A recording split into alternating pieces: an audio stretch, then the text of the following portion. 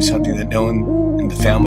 You didn't quit. You're really like against all odds. You're doing something that no one in the family's done, that none of your friends have done. I'm just gonna say the thing you're not supposed to say. Whatever is mine is looking for me. You have to know what road to take to get to your final destination.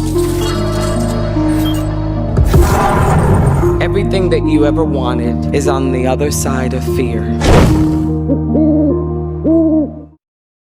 Hello, good evening. I know I've been a little MIA. I've been exhausted. I really don't have an excuse. I've been tired, drained, fatigued, just out of it. And I've been trying to get my energy back up, but it's just been taking so long. I feel like I'm going through some type of integration period.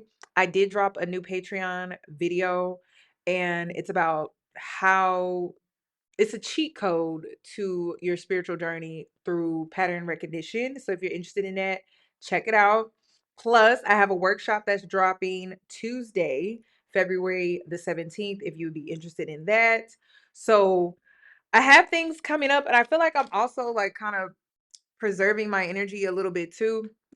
So if you're interested, check those things out. So I wanted to do a follow-up part two.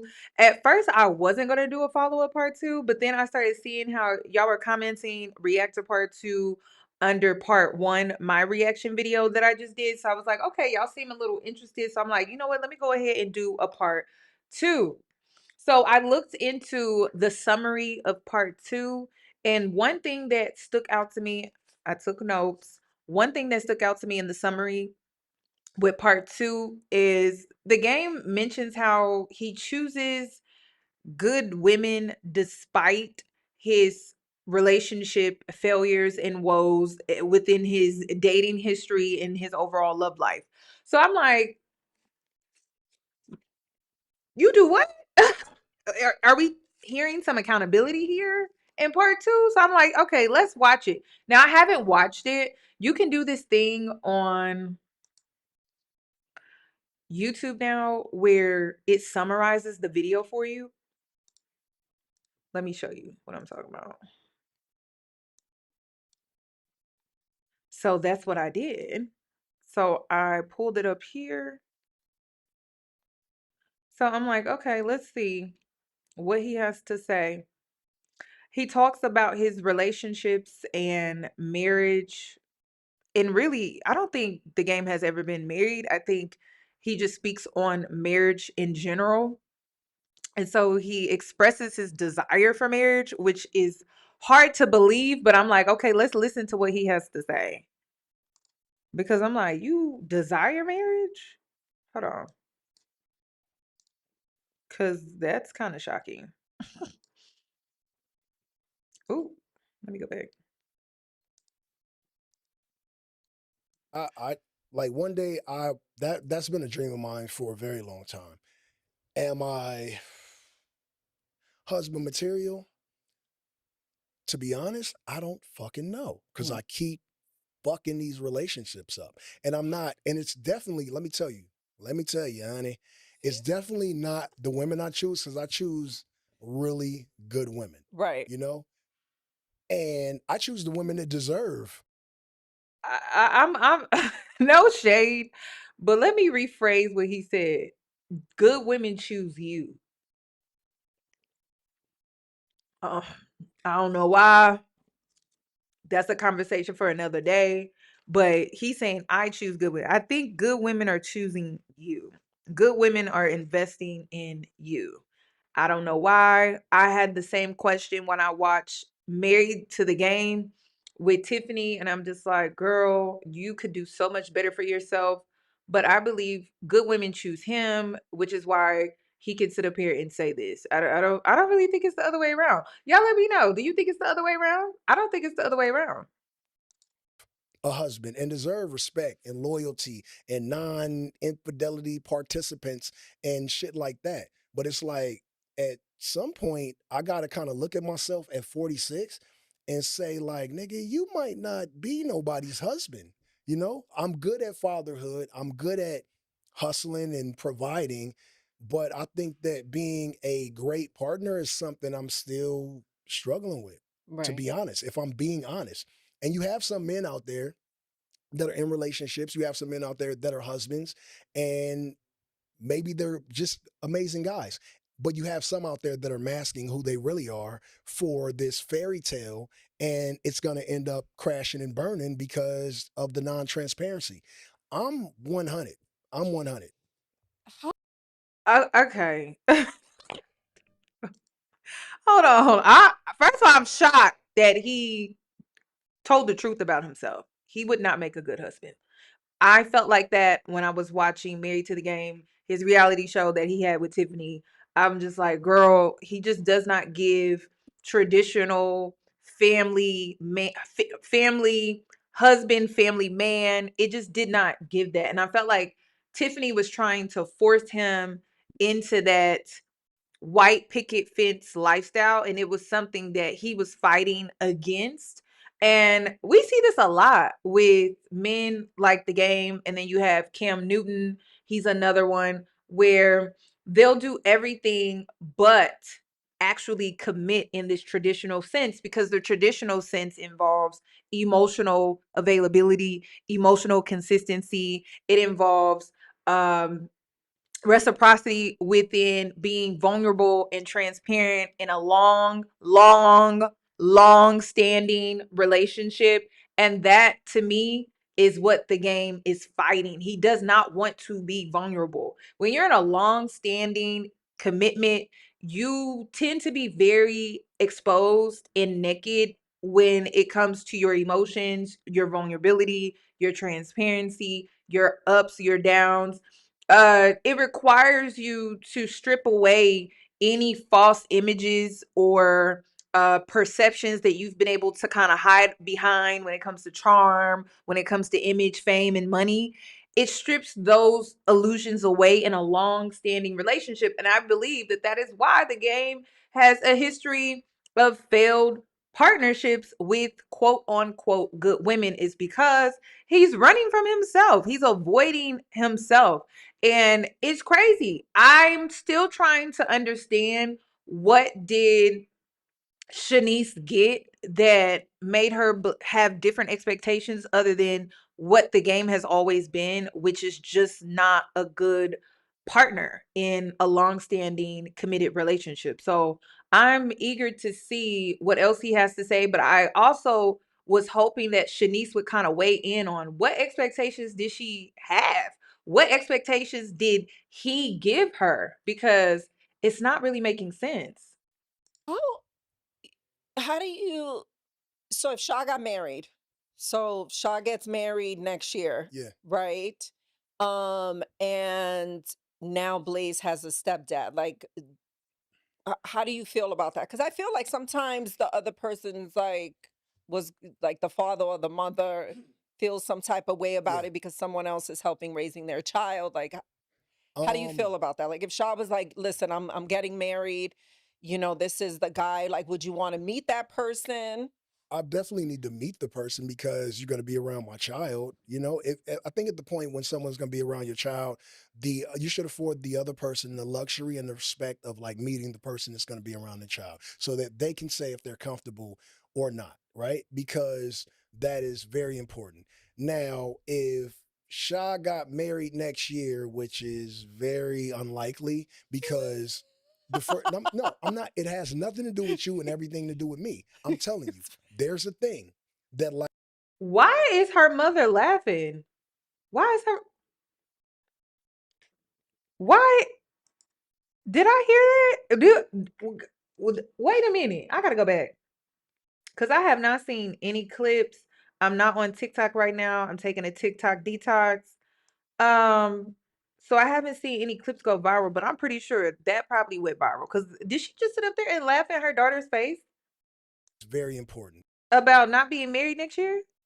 Now, if Shah got married next year, which is very unlikely because the first, no, I'm not. It has nothing to do with you and everything to do with me. I'm telling you, there's a thing that like soon as someone figures out that like your baby daddy is the game, it gets a little tricky for a man because people think they know who I am, right? And so it gets a little, damn, am I gonna have to like catch a fade with this nigga?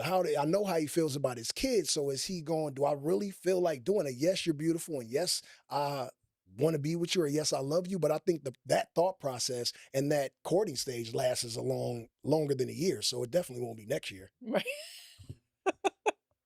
I'm just being honest. Yeah, I mean, I don't think that's funny at all. So you trapped her with a baby because you said that, when a man sees a baddie, he wants to impregnate her, and then you knowingly do it, knowingly that the possibility of a guy taking her serious is going to be unlikely because of who you are. And your mother sits and laughs at that. Woo, girl. I mean, like I said in part one, Shaniece, your mother, she is your ops. And it's kind of shocking that she doesn't see that. They work together, they do business and projects together. She's just too involved in your life in general for her to be so toxic. I just don't understand how she can just sit there and just allow that disrespect from her mother and her baby daddy. you can. Oh yeah. Yeah. I mean, you're a woman. I get it, but I No, don't I know. know for a fact that like it's cool, but I'm just saying. I mean, she asked the question. Yeah, well, no, because we were talking about like I don't know what led me to this. Yeah, Something led me whatever. to that. Oh, about you getting married or whatever. Because then I thought about you. I was like, oh, how about if one day you get married? How would you feel? Because for me, it's like I would love for Carl to get married. Like Right. I would love for him to get married and find an amazing woman that. Girl, okay, why is she using the example of Carl? Why is she not using the example of her daughter? Why are you talking about your ex? Can be great to Leo and his other kids I because got a question for you too. in a minute. it's nice to know that he's going over there and there's some female energy and you're making him breakfast or you're Yeah. you're being a stepmom. So as cool and as good of friends as you and Carl are now, right? Let's say you get you find a new guy, right? And you get engaged to this new guy. And now he's almost Leo's stepfather. Mhm. And relationships go through things, right? And you're a Sagittarius and you are a little fiery at times. Mhm. And then you're not gonna pick some scrawny little nigga who ain't a man. So you're gonna pick a manly man. Mhm. And men do shit sometimes. And you might have a shouting match. Couples kind of shout at each other sometimes, right? Especially when they're fiery. And Leo hears a man shouting at you, but he's little, right? So he can't really do nothing. He tells his dad, Jerome's over here shouting at my mama, and Carl is like not far. Carl gonna come over here in the defense of you and his child's mother, because he's known you for well longer than Jerome or whoever, and it might be issues. So that's what I'm saying when I say that a man, knowing that, let's say, his name is Jerome, comes in once he figure out that your baby is Carl and that Carl a little hood and that he really is about his children, it gets a little Intimidating. intimidating. Mhm. That's all I was saying. And you're overstepping your boundaries. Like what? He said all of that to explain how he would intervene and he would overstep his boundaries instead of having a conversation with you to try to get an understanding of what took place instead of just jumping to conclusions because your son said X, Y, and Z. So he's already in the mindset that if whatever happens with Shaniece, if she decides to move on, she decides to take a guy serious, that he will overstep his boundaries.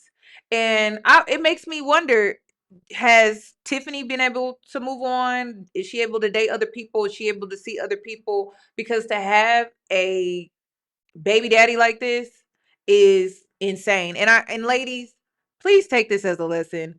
Okay, when you think about having a man's kid, this type of stuff you got to deal with. Him overstepping his boundaries when it comes to any new relationships that you may find yourself in. And kids, they may repeat certain things, they may say certain things to their father, And it could definitely be taken completely out of context because it's from a child's perspective and point of view. So it's just messy. He just went into detail about how he will basically overstep. Wasn't saying the quality of woman isn't there. She doesn't deserve a husband or to be loved and respected and have the big ring and, a very much easier life than anything she's ever dreamed of. Yeah, she deserves all that. It just gets a little tricky when, your baby daddy is one of those niggas. No, is all that I'm makes saying. sense. That makes sense. Go ahead. I feel like you got. She like, I got a nigga that'll fight you right now by me. That wasn't my Pull up, bro. Why she think everything's so funny? Why does Evelyn think everything is just why she think everything is just so funny? No rebuttal, no nothing. Let me see if Shaniece is gonna rebuttal to this. Fast forward. So you've had interviews that went viral for No. the wrong reasons. You've had a few interviews that have went viral for the wrong reasons, right? So when you look at those clips or look at those interviews, do you self-reflect? Do you see things differently after the fact, or are you like, it happened, I'm done with it, whatever? I stand on business about my interviews, all of them. Like if I said it, fuck it, I said it. Like I'm not about to backtrack. So do you mean everything you say, or sometimes you just Sometimes say I'm things? influenced by my alcohol intake on that night, and you know me, you guys know me. I could tell he struggles with alcohol. You can see the inflammation in his face. It's older men, y'all. I don't know what it is with older men, but older men that drink, you can see it in their face. Like it's just it's like here.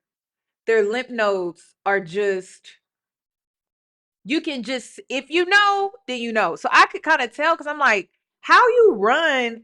He runs when he's rapping or something like that. That's his like creative routine.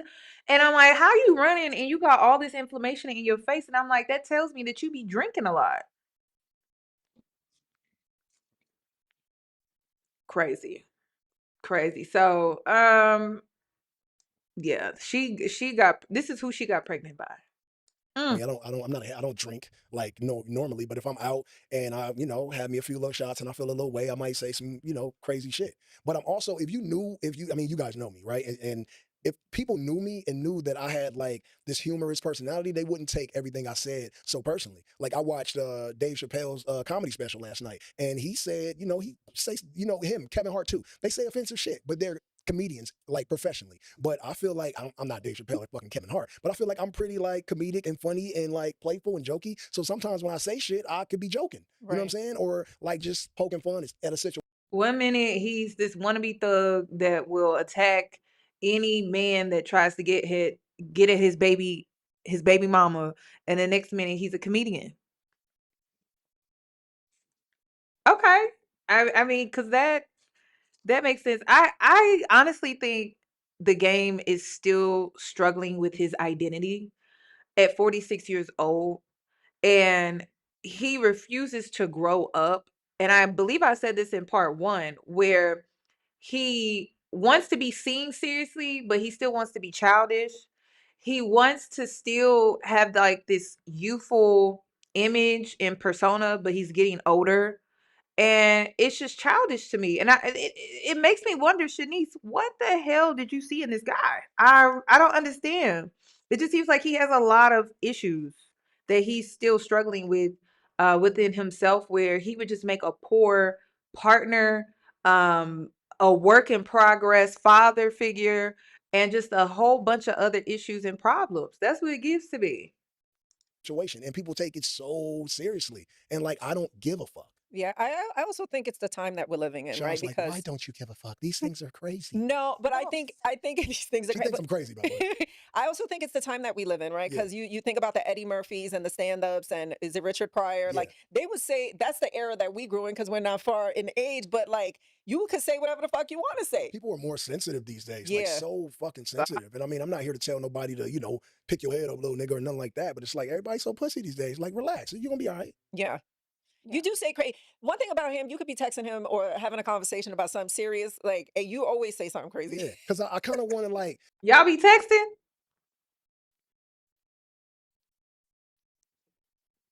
They be texting? Did I hear that correctly? They be texting? or nothing like that. But it's like everybody's so pussy these days. Like, relax. You're gonna be all right. Yeah. You do say crazy. One thing about him, you could be texting him or having a conversation about something serious, like, and you always say something crazy. Yeah, because I kind of want to like, because life gets real, life gets serious. It's gonna get serious for everyone. They not beating the allegations. I'm sorry, they not beating the allegations. I don't have a baby daddy, but to the girls that do, does your mama be texting your baby daddy? Serious question.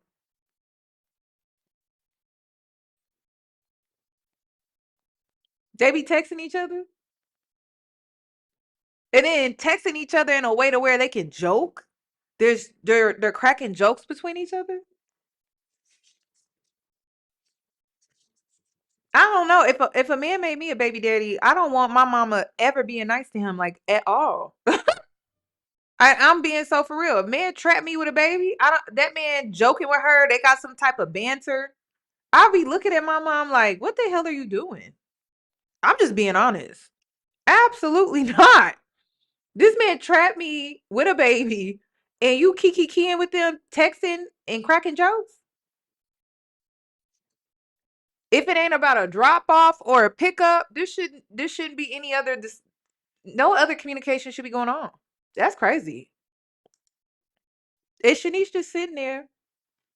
If you haven't had a serious moment or really lost anyone you love, if you have all your parents and your grandparents and you're young, I want you to know that life gets serious and you need to find like the silver lining, and laughter, smiling through the smile through the bullshit is literally, like Yeah. the saying. Like, I've learned to do that, and I've had like some traumatic shit happen to me in my life to where I got to get right back on the horse and laugh my way through the jungle to get through some of the shit. So Yeah. that's just my coping mechanism. It doesn't necessarily have to work for everyone. I'm really trying to understand, why does the game still have this mentality that he's still street and he lives like the struggle life? I'm trying to understand, why does he have that mentality still? You're a famous rapper. We've seen like I don't know if this is a good example. Oh, I'll use Ice Cube. We've seen people grow up out of that street life to live a normal life because the rap fame that they have gained has given them the opportunity to live that type of life. Why are you trying to hold on to that life? And that's what it gives. It's like it's not that the life won't let him go. It's almost like the lifestyle, he won't let it go. It doesn't give that he just can't get out of it, or he can't get out of his environment, or he can't get out of the street life. It doesn't really give that. It really gives that he can't let it go. That he's making this his identity, as if he can't change, transform, grow, and just become a different person. It's like he just wants to hold on to what was. And I really want to know why. I wish they would ask him more in-depth questions about why can't he get away from this life that he feels so attached to. That's what I want to know. Everybody. Is there an instance in the things that you say that you have been misunderstood and you never corrected that you can think of? Like a certain thing. Yeah. Like, I said this, I didn't mean it that way, or I kind of usually say what I mean at the time, and even if I feel like it was a little bit misunderstood, like I can't knock on everybody's door and be like, "Hey, yo, are you home? Yo, remember when I said this? I didn't really mean it." Like, I'm not doing that. Like, once I said it, the shit is said, and either it alters the way that you view me, and maybe you're no longer a fan or a follower, but like, fuck you, I'm not out here living for you. I'm living for these kids and my mama, and that's pretty much it. So you're gonna have to like suck it up, ride that shit out, and maybe hit the unfollow button or Damn, he didn't say the mother of his kids. He said his kids and his mama. That's it. That's who he living for. His kids and his mama. This is a stunted man. This is baby boy in real life, y'all. This is baby boy. This is baby boy. That's why I had to title this Toxic King. This is baby boy, y'all. This is what it looks like in real life. Oh my gosh. The fact that the movie is out of LA is even more insane to me. This is crazy. This is what it looks like. This is scary. And he has 4 kids. maybe take me off the playlist and go listen to somebody else and support somebody else. Because if my, my humor, my antics, or my music, or whatever I am on the day that I'm being what I am isn't for you, then like, I don't know, eat a dick. Yeah. So let's talk about the album. So is there a date? Is there a date for the drop? I'm just gonna say I'm tired of like giving dates and pushing it because my creativity it hasn't met its perfection. But I feel like I'm pretty much done with the album after dropping these mixtapes and seeing how my fans have taken to the new music I put out. I think I need to just go back and revisit it one more time, just sort of a last looks type of thing. But I think I can get it out in like late January, February, or something like that if I'm really like. Is pushed back more? I'm trying, I got kids to take care of. You know what? I will say you have been working very, very, very, very hard on this album. Yeah. We have had, late night conversations. You're at the studio, or you're like, hey, I'm going to the studio. So you have been putting a lot of energy in this album. Yeah. Late night conversations with who? It's just the positioning of this interview is so weird and it's so strange. Evelyn, anytime she has an input and she's narrating the direction of this conversation, she always says something where there are no firm boundaries within her position when it comes to being her daughter and her daughter being in this co-parent relationship with the game. She's just overstepping. And so the rumors, I mean, when you say little things like that and you don't even catch yourself, it makes me wonder what other boundaries have been crossed, though. Seriously. Or were there no boundaries from the very beginning? I mean, one of the rumors was Tiffany and her being close to Tiffany. So, I mean, if you're crossing boundaries like this with your own daughter, if you and Tiffany were close at one point, y'all were friends at one point, I can see how you would easily cross that boundary. I mean, the way you cross boundaries with your own daughter is kind of strange. Now, I don't know. People keep talking about something that Jackie said. Jackie from Basketball Wives. I don't know what Jackie said. I don't know. I may be hitting on that because, people always come for her and her daughter's relationship. But sis, Evelyn, sis, this is kind of crazy to me. This is weird. This is very strange. For a long time. And a big part of the reasoning for that is that I have a new son, a new legacy to extend, and there's a lot of publishing and like things that I have to revert to my new son. Yeah. Like Callie and Harlem and Justice are, they'll be able to live off the royalties from the documentary and all the albums prior to Blaze being born for a very long time. And so everything, from the time that you told me you were pregnant until I'm no more, like it's built for him. Yeah. Has fatherhood changed the way you write? Like the things that you say? No. I'm like, I don't be thinking about them little niggas when I be writing. I'll be like, Crip niggas, blood niggas. I don't be thinking about one child. When you're in the booth, like, what does that look like? Do you have a cocktail? Do you smoke? Like, what? Do you need to have the lights a certain? Like, what is your vibe? I rap. This is so crazy. What is his legacy? I feel like he focuses a lot on his legacy just being his name, the inheritance that he's trying to leave behind, the fame, and everything. But does he not understand that legacy is so much more than that? It's what his children feel, is what they heal, don't heal, and it's also how they carry forward in life after you die. That's also a part of your legacy. Their emotional stability, their emotional well-being, their mental well-being, their spiritual well-being. That's also a part of your legacy. It can't just be financial, financial, financial, financial all the time. Their inheritance, the royalties that you leave them behind, is also their emotional health, spiritual well-being as well. And that's what's so childish. So, and then he doesn't even consider them in that way. It's all about the money. And what it gives is the game is still in survival mode. But I feel like he puts himself there because that's where he's comfortable.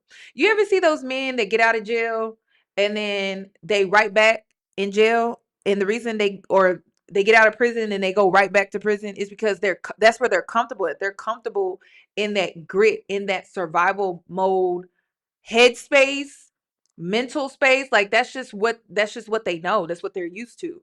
And that's what he gives. He just goes back to what he knows. And in the process, his children are not being emotionally supported. They don't get that emotional stability from him. They only get just the financial aspect. They get the name. They get that's my dad, the game. He's a rapper, he's famous, but that's really it. They don't really get anything more from him than that. And I don't think that he feels as a man and as a father that he has to give them more than that. But there's so much more to legacy than just money, fame, and a last name. I don't get it. In the dark. You rap in the dark.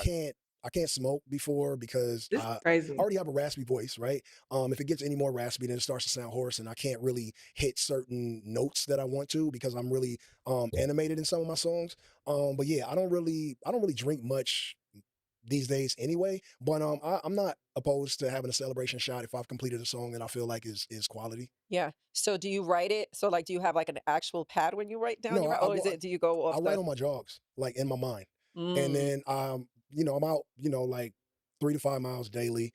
And I'm writing in my head and I just rehearse it. So by the time 3, 4 Do y'all think he really be running 3 to 5 miles?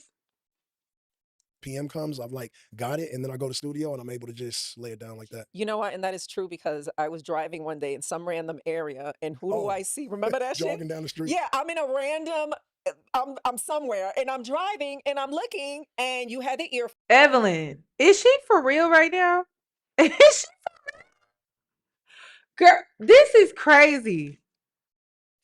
And it's crazy because the energy exchange between the game and Evelyn should be somewhat of the energy exchange between the game and Shaniece. But okay, you just was in a random area and you see him jogging with headphones on and you thought that this was the perfect time to tell this story. Okay. Phones on, and you are in a zone, but you're in a zone, but you still know what's going on the fuck around you. I will tell you that. So I pull up next to him, and he looks over, and it looked like you were. I thought it was a baddie. I was about to say, fuck, I still got it. Fuck yeah. And then I'm like, oh, it's fucking grandma. Like, what's up? He's all sweating and shit, but you could tell that you were, you were very into whatever you were doing. Like super zoned out, locked in, and I like. This is super inappropriate, y'all. This is super inappropriate. I'm sorry, but my mother would never be able to disrespect me like this. That's crazy. Shaniece, girl, you are 32 years old and you are allowing your mother to disrespect you like this and your baby daddy? And you just sitting there? Girl, she definitely has low self-esteem. And I'm not understanding why she's just sitting here and allowing it. This is embarrassing. It's becoming hard to watch. And then this is part 2. They did this for how long? How long do you think they recorded this podcast? This conversation probably happened for a few hours. We got the edited version. So they could have been talking like this for 3 hours or more. You said, I'll be aware of my surroundings because, we live in a big city. And, sometimes even like fans, like, I don't even know sometimes how people know it's me because I'm like hoodie on and I got the drawstrings tight. You're huge. And but everyone knows it's you. I don't know if it's my posture or how I walk or run, but people always, they don't even have to see my face. People just like, yo, game. And I'm just like, how? It's a comment. It's the ass. Huh? Your ass. Is it? It's his ass? Whoa. I'm learning new things every day. How is it his ass? I don't know. He always has baggy clothes on. You know that ass. Oh, I can still.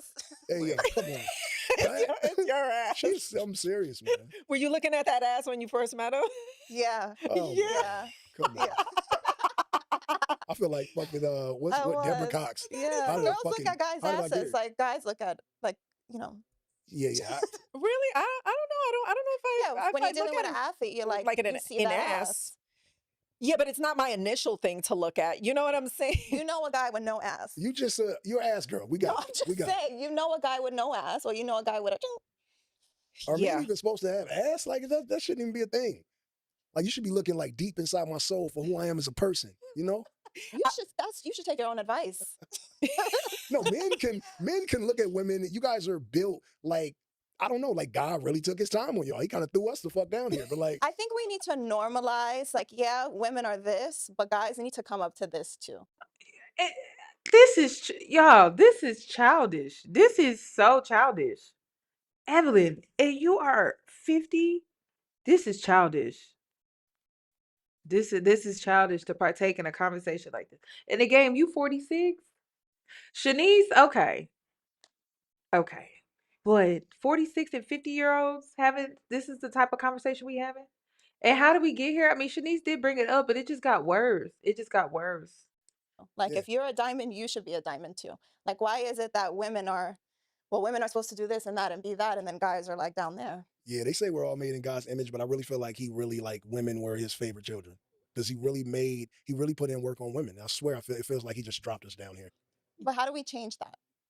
How Um do we place that energy into men like you? Something that doesn't happen a lot. And I'll tell you guys both this. Men need a lot more love and support. And I'm not saying that you guys aren't those type of women, but men need to be told that I see you and that it's okay and that you're doing great and that I got you. Yeah. And I feel like that starts from when you were a child. Yeah, it does. Because I don't think you got like enough hugs as a child, sorry to say. And so it's like You it don't think I got builds. enough hugs? No, As a you child? definitely didn't get enough hugs as a My child. And grandma so hugged me all the time. you And my did mom, not I'm get not enough gonna hugs lie. as a child. My mom will watch this and she is it's one of those things, right? My mom was not a hugger. She was a hustler. And so she really we had everything. I had Jordans, Fubu, Guess jeans, like any Nintendo or Sega or PlayStation I wanted. But my mom is not like a hugger. She's not that wasn't that affectionate. Well, here we go, y'all. This is why his romantic relationships are a failure. This is why he does not know how to offer emotional stability to his kids. He doesn't even understand that that too is a part of his legacy, is how they move forward emotionally, mentally, and spiritually as his children to carry out his legacy. Okay, it sounded like it started with his mama, which also, I hate this. So the dynamic that I'm seeing is his father most likely was not around. His mother had to step up and be both mom and dad provide. So she couldn't just be the nurturer of the home. So she was probably more harder in nature as far as she just wasn't that nurturing maternal figure that women tend to show up as in the home, especially when there's a man around that's taking on the responsibility of providing financially and things like that. So he was never really nurtured, in my opinion. He talks about his grandmother, but I think that a motherly nurturing routine would probably have helped him as far as him being in an intimate connection with a woman more so over his grandmother. And I think it's more of like a maternal thing. I could get really spiritual and get really deep into it, but the fact that he was never nurtured in that way from his mother, I think is the reason that it interferes with his how he shows up in his relationships with women. He doesn't even know how to reciprocate the emotions, the vulnerability, and the transparency that women tend to give him in relationships, most likely because his mother never showed him to do that. But maybe his grandmother showed him in ways, but he didn't pick that up, I guess, because she wasn't the true maternal figure. There's that abandonment wound there that probably didn't register that that is part of having a relationship and a connection with a woman. So I definitely think he was coddled in other ways, but in the ways that he was coddled, it was very materialistic. And it seems like that's the same approach that he has with his own kids. It doesn't seem like he's trying to give them something different. He's basically giving what his mother gave him. So, and then when you think about it, it seems like his mother and his grandmother may have coddled him because his father was never around, or may have coddled him because they felt guilty for the conditions in which he lived in. Who really knows? For me and my siblings. But she hugged the fuck out these grandkids. Like she hugged these little niggas so crazy. And if I was like And it's because she's not in survival mode anymore. She can show up and be that nurturing figure because she's not surviving while trying to provide for you. You see how he takes that personally though? That oh girl, this is a lie. He takes it personal because he's watching his mom be nurturing to his kids, but he never received that from his own mom. A lot of these men, I ain't gonna lie, y'all, a lot of them be feeling like they be having mommy issues. They be having mommy issues. They got the mommy wound, they got the daddy wound, they got the daddy abandonment, and then they were abandoned emotionally by their mother. and they just out here operating from a place of survival, and then they traumatize women with their toxicity because they're acting out of their trauma. They're showing up out of their trauma. That's all that this is. And then he thinks that he is he's talking about legacy and legacy. It's like you could have healed these things so that you could show up better and be the husband and father figure for your kids, but you chose not to do that. But you think your legacy is just money and fame. That's it. And you could have created a really, really good legacy, one that broke generational cycles in your family. And you chose not to do that because I think he likes the lifestyle. I've never seen it before. I think he likes the lifestyle. Maybe it's an ego thing for him. Maybe he feels like, you know how you meet some of those people that want to be hood because they want to be seen a certain way, like they want to be popular, they want to be cool, they want to be seen as like dope and all of that. That's what I'm getting from him. It's the reason why he just can't let that lifestyle go, even though his career has given him the opportunity to be able to do that.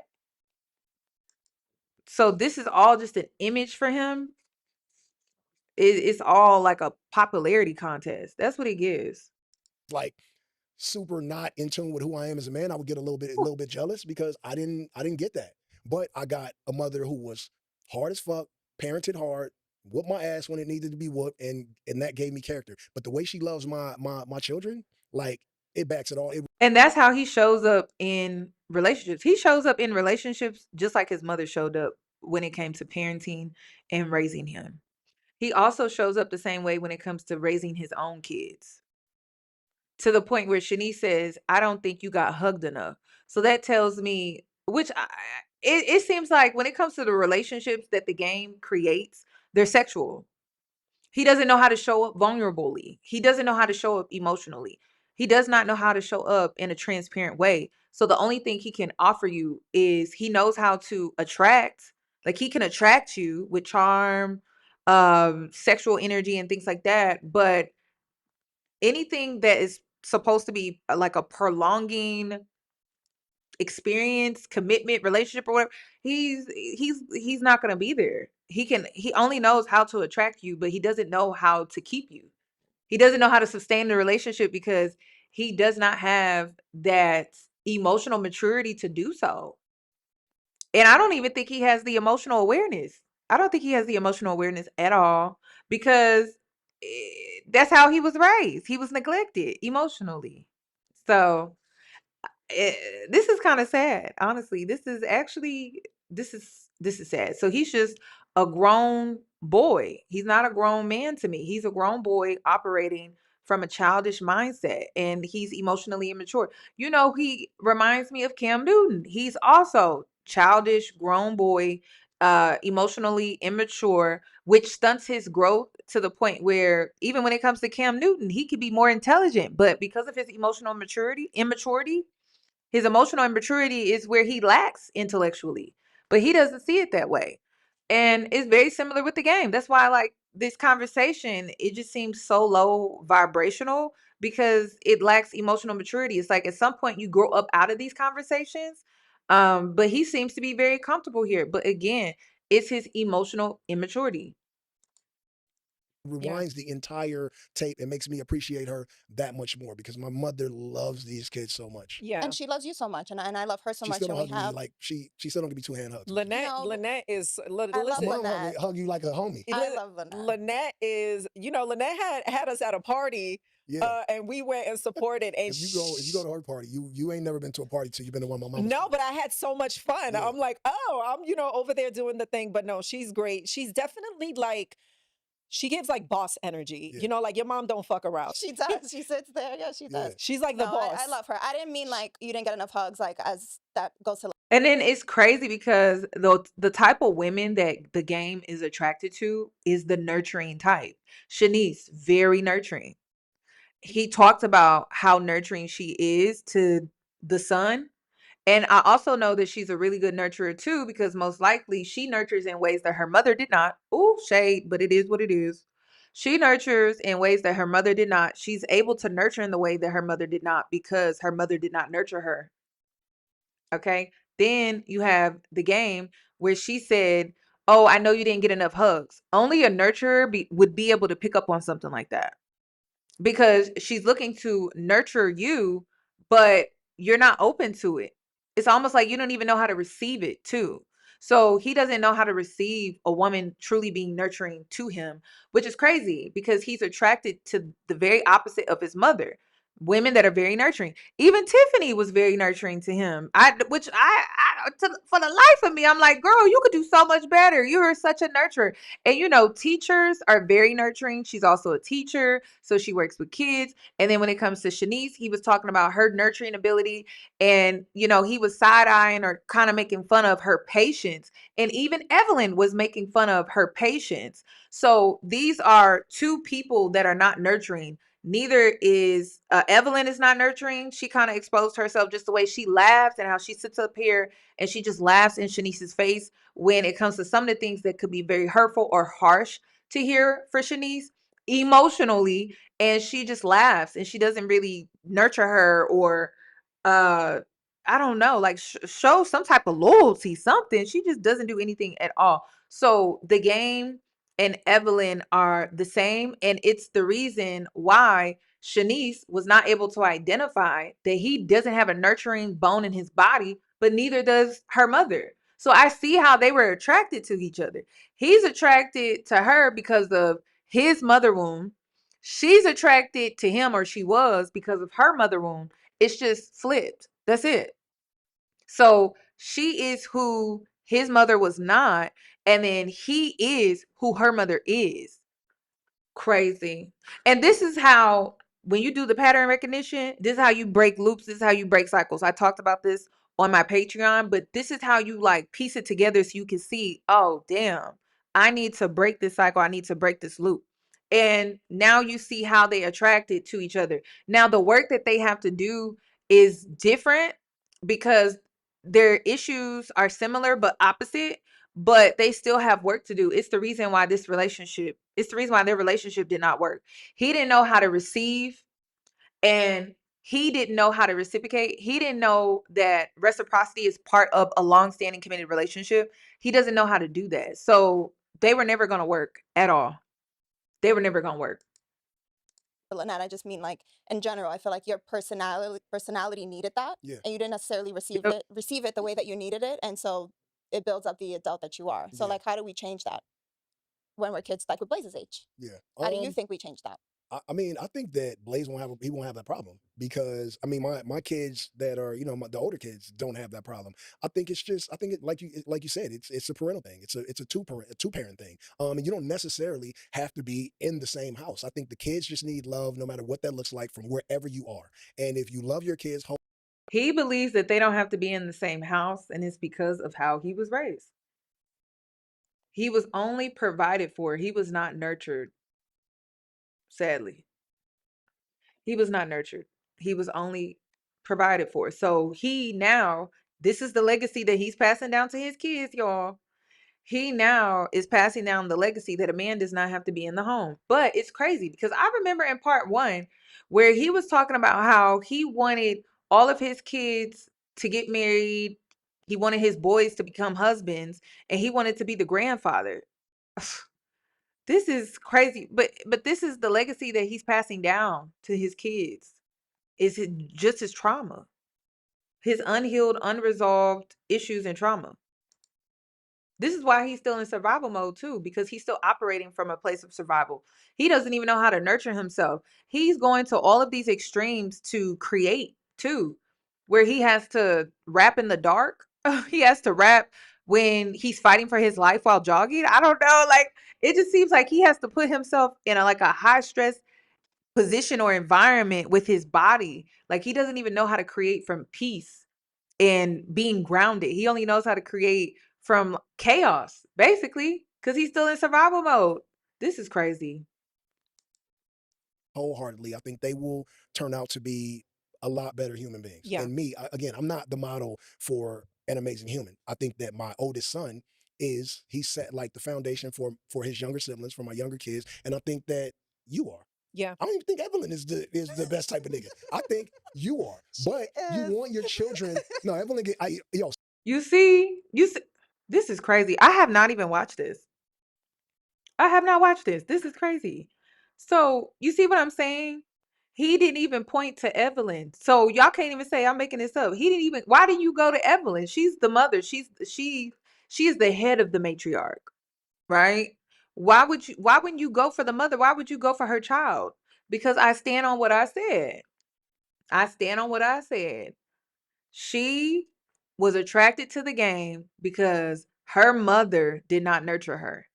He doesn't know how to be nurturing because he doesn't know how to give in an emotional, vulnerable way. So he doesn't know how to nurture her back. So she was just basically pouring into an empty cup. She was wasting her time in this relationship. So I never seen something that I seen 2 days ago. They had you in like Splice with Maya, and you were like patting your coochie, saying something like, and I was just like, damn, like Evelyn is crazy. Like, That you know was what a I'm talking couple of about? years ago. I do. That was you had a few shots that day. Don't remind me. I had I some. think she Hey yo, smoked. that now I now had look, some Don smoked. Julio. I do some Did you shit. I smoke? done done some internet shit. That was crazy. I was Yeah. like, oh shit. Yeah, she is everything y'all say she is. Greens, beans. But yeah, so what I'm saying is that we want our children to be better than us. And she is a reflection of like who you are in your soul. You Yeah. know, and like you did a great job. Honestly, y'all, this is actually the best compliment he could have ever gave her. Seriously. And I, you see how she ain't laughing? That's crazy. It didn't have nothing to do with looks. It has everything to do with how you carry yourself.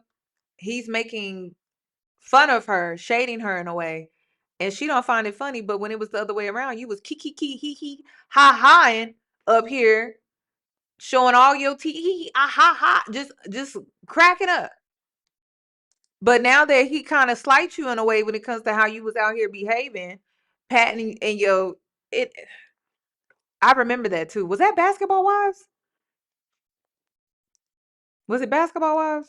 And Blaze is growing up so different from how he grew up. You know, you talk about being in foster home, you talked about like the gang culture and the like. Yeah. You talk about being shot when you were like, there was so many things that were going on in your life that obviously made you who you are today. But Blaze is growing up, No, girl. I know He's growing up so different. eating organic But I mean, men. cookies. No, I know. But I meant men, generally speaking, because we just had Gilbert on here, right? And Gilbert was saying how women are these diamonds, and the guys are like, they don't get looked at as that. Yeah. And that's unfortunate to me because I want to look at a man and be like, I'm the canary and he's an emerald. You know what I mean? So Like I just equal. yeah, I want that for men and women. So that's why I mean, like, how do we change the narrative of men thinking that? Because I want my son to grow up and know I'm it. So how do we change the narrative so that he doesn't grow up thinking, well, women are this and I'm falling right I here? think that again, I think it takes the mother to do that, to let like I won't be able to tell Blaze. I'll be able to tell Blaze. Do you see what I'm talking about? And he's basically telling her, I want you to raise our son like my mother did not. I want you to raise him in the ways that I know you can, because that's the reason why I impregnated you, because you were so nurturing. And I didn't know how to receive that, but I know with you raising my son, you will give him that. You will give him what I did not get. And he doesn't, and I don't even know if he understands that that is part of his role as well, is to give that to his son. But because it was never given to him, I don't even think he knows how to show up in that role as a man. He doesn't know how.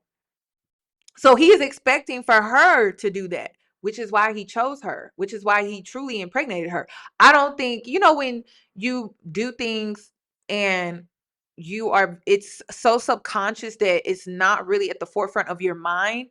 I think that he unknowingly chooses very nurturing women to impregnate. It's not the whole, oh, she's a baddie, let me impregnate her. I think that that's what he tells himself. But he chooses women that are extremely attractive, but he also chooses women that are very giving, very nurturing, and also just vulnerable. So I don't think he knows that he does that. And then he doesn't impregnate them all, but the women that he impregnates are the ones that are super nurturing. I don't think that he knows that he does that. I think that's what that is. from my perspective of how I think he should treat a woman based on my fuck ups. But I think that how a woman should be treated and respected and how you should really like carry a woman, I think that comes from you. I think that's Listen, no one is making excuses for men. No one is doing that. If any woman that deals with the game in 2026, I'm gonna call you a doo-doo bird. Seriously, because you gonna allow this man to come in and shit on your life because that's the only thing he could offer you is to shit on your life. I'm explaining why he is who he is. That doesn't mean that we're excusing his behavior. He's a grown ass man. This man is 46. And let this be a lesson to you. 46, like y'all, some of you younger girls be like, oh, I'm gonna give me an older man, an older man. This man is a child. You could be 25 years old, emotionally older than him.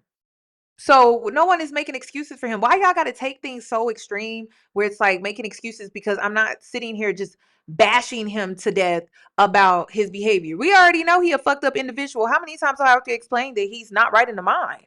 I don't have to keep repeating myself when it comes to he's trash. Any woman that seriously takes this man serious at 46 and he carries himself this way, you have issues. Like you really do, which is why I'm looking at Shaniece like, girl, what was it? And I'm starting to see what it is the more I deep dive behind, how they present themselves and how they narrate the conversations, because I can see how Shaniece ended up with someone like the game. Her mother.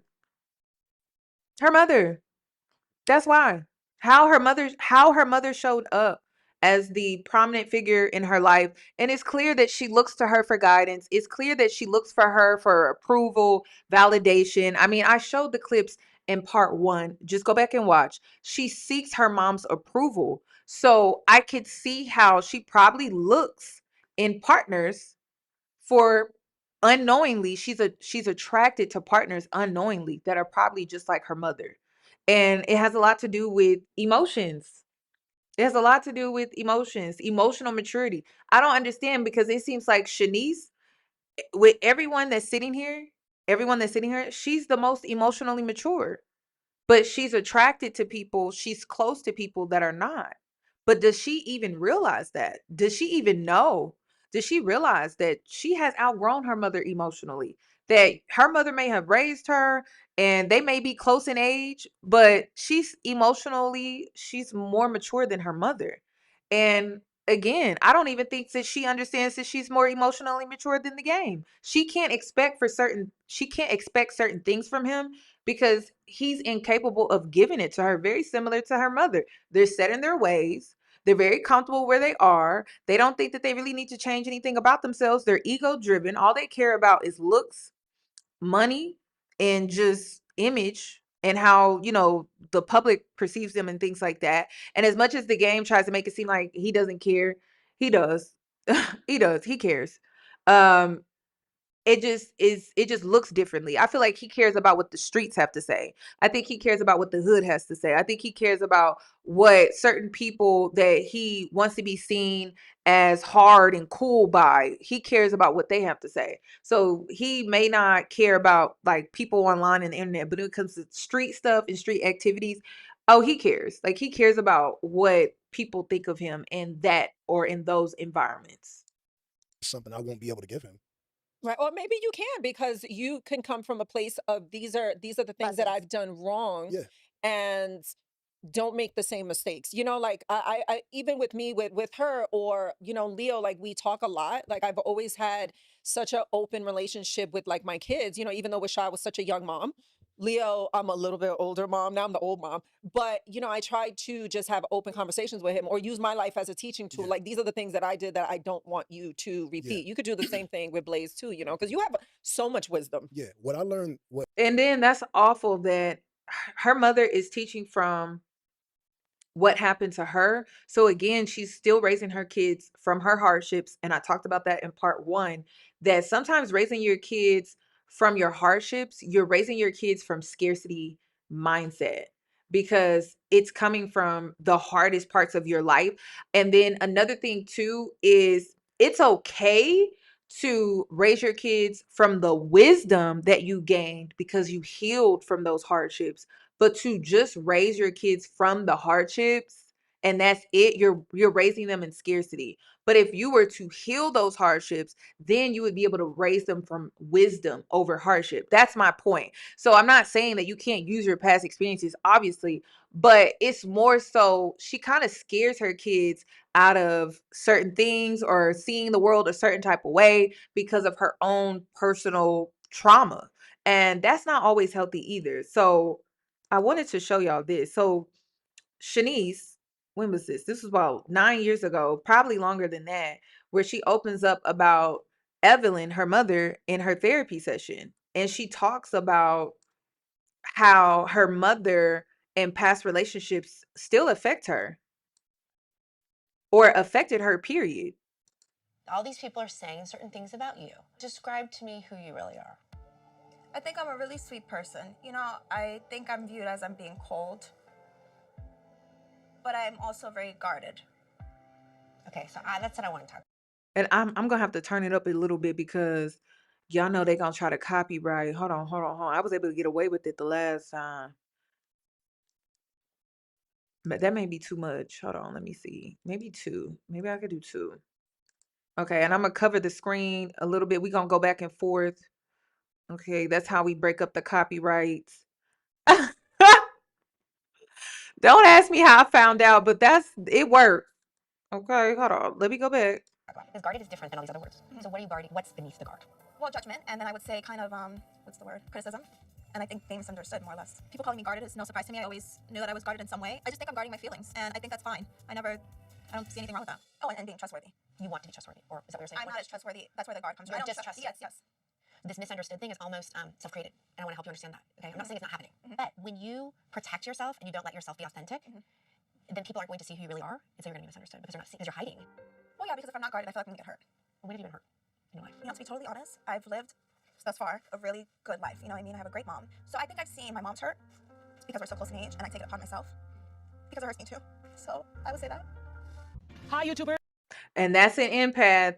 That's an empath being in a relationship with a mother that's not an empath. And then it's worse because she's not an empath. She's not a nurturer. And so you're soaking up all of her pain, all of her trauma, all of her hardships. And I'm not saying that Evelyn is doing it on purpose or intentionally. She's unknowingly doing it. So that tells me that even though when it comes to Evelyn, I'm sorry, not Evelyn, Shaniece, you could tell she's very naive and she kind of comes across as a little bit inexperienced, but I really think it's because she kind of lives her life through her mother's hardships.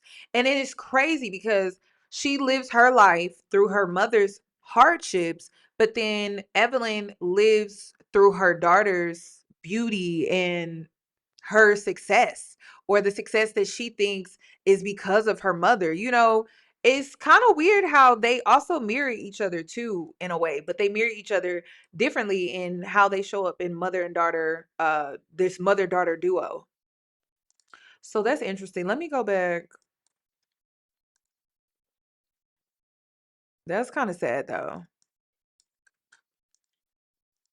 What I've learned the most about like parenting is it works out a lot better when you become friends with your child. It works out a lot better. What? They listen more, they Yes. trust you more when you can understand and bring yourself down to, because your kids teach you as well. But do you take them? I'm sorry. Do they take you serious? This sound like that soft parenting. Do y'all believe in the soft parenting? Y'all believe in soft parenting? Do y'all be doing soft parenting? Girl, the way these kids be acting, I don't think I could be a candidate for soft parenting. But it seemed like I ain't got no choice. They gonna send my ass to jail. I seen this one woman, she was giving her kid an ass whooping. And it seemed like it was a well-needed one because he was talking back. And she ended up going to jail for that.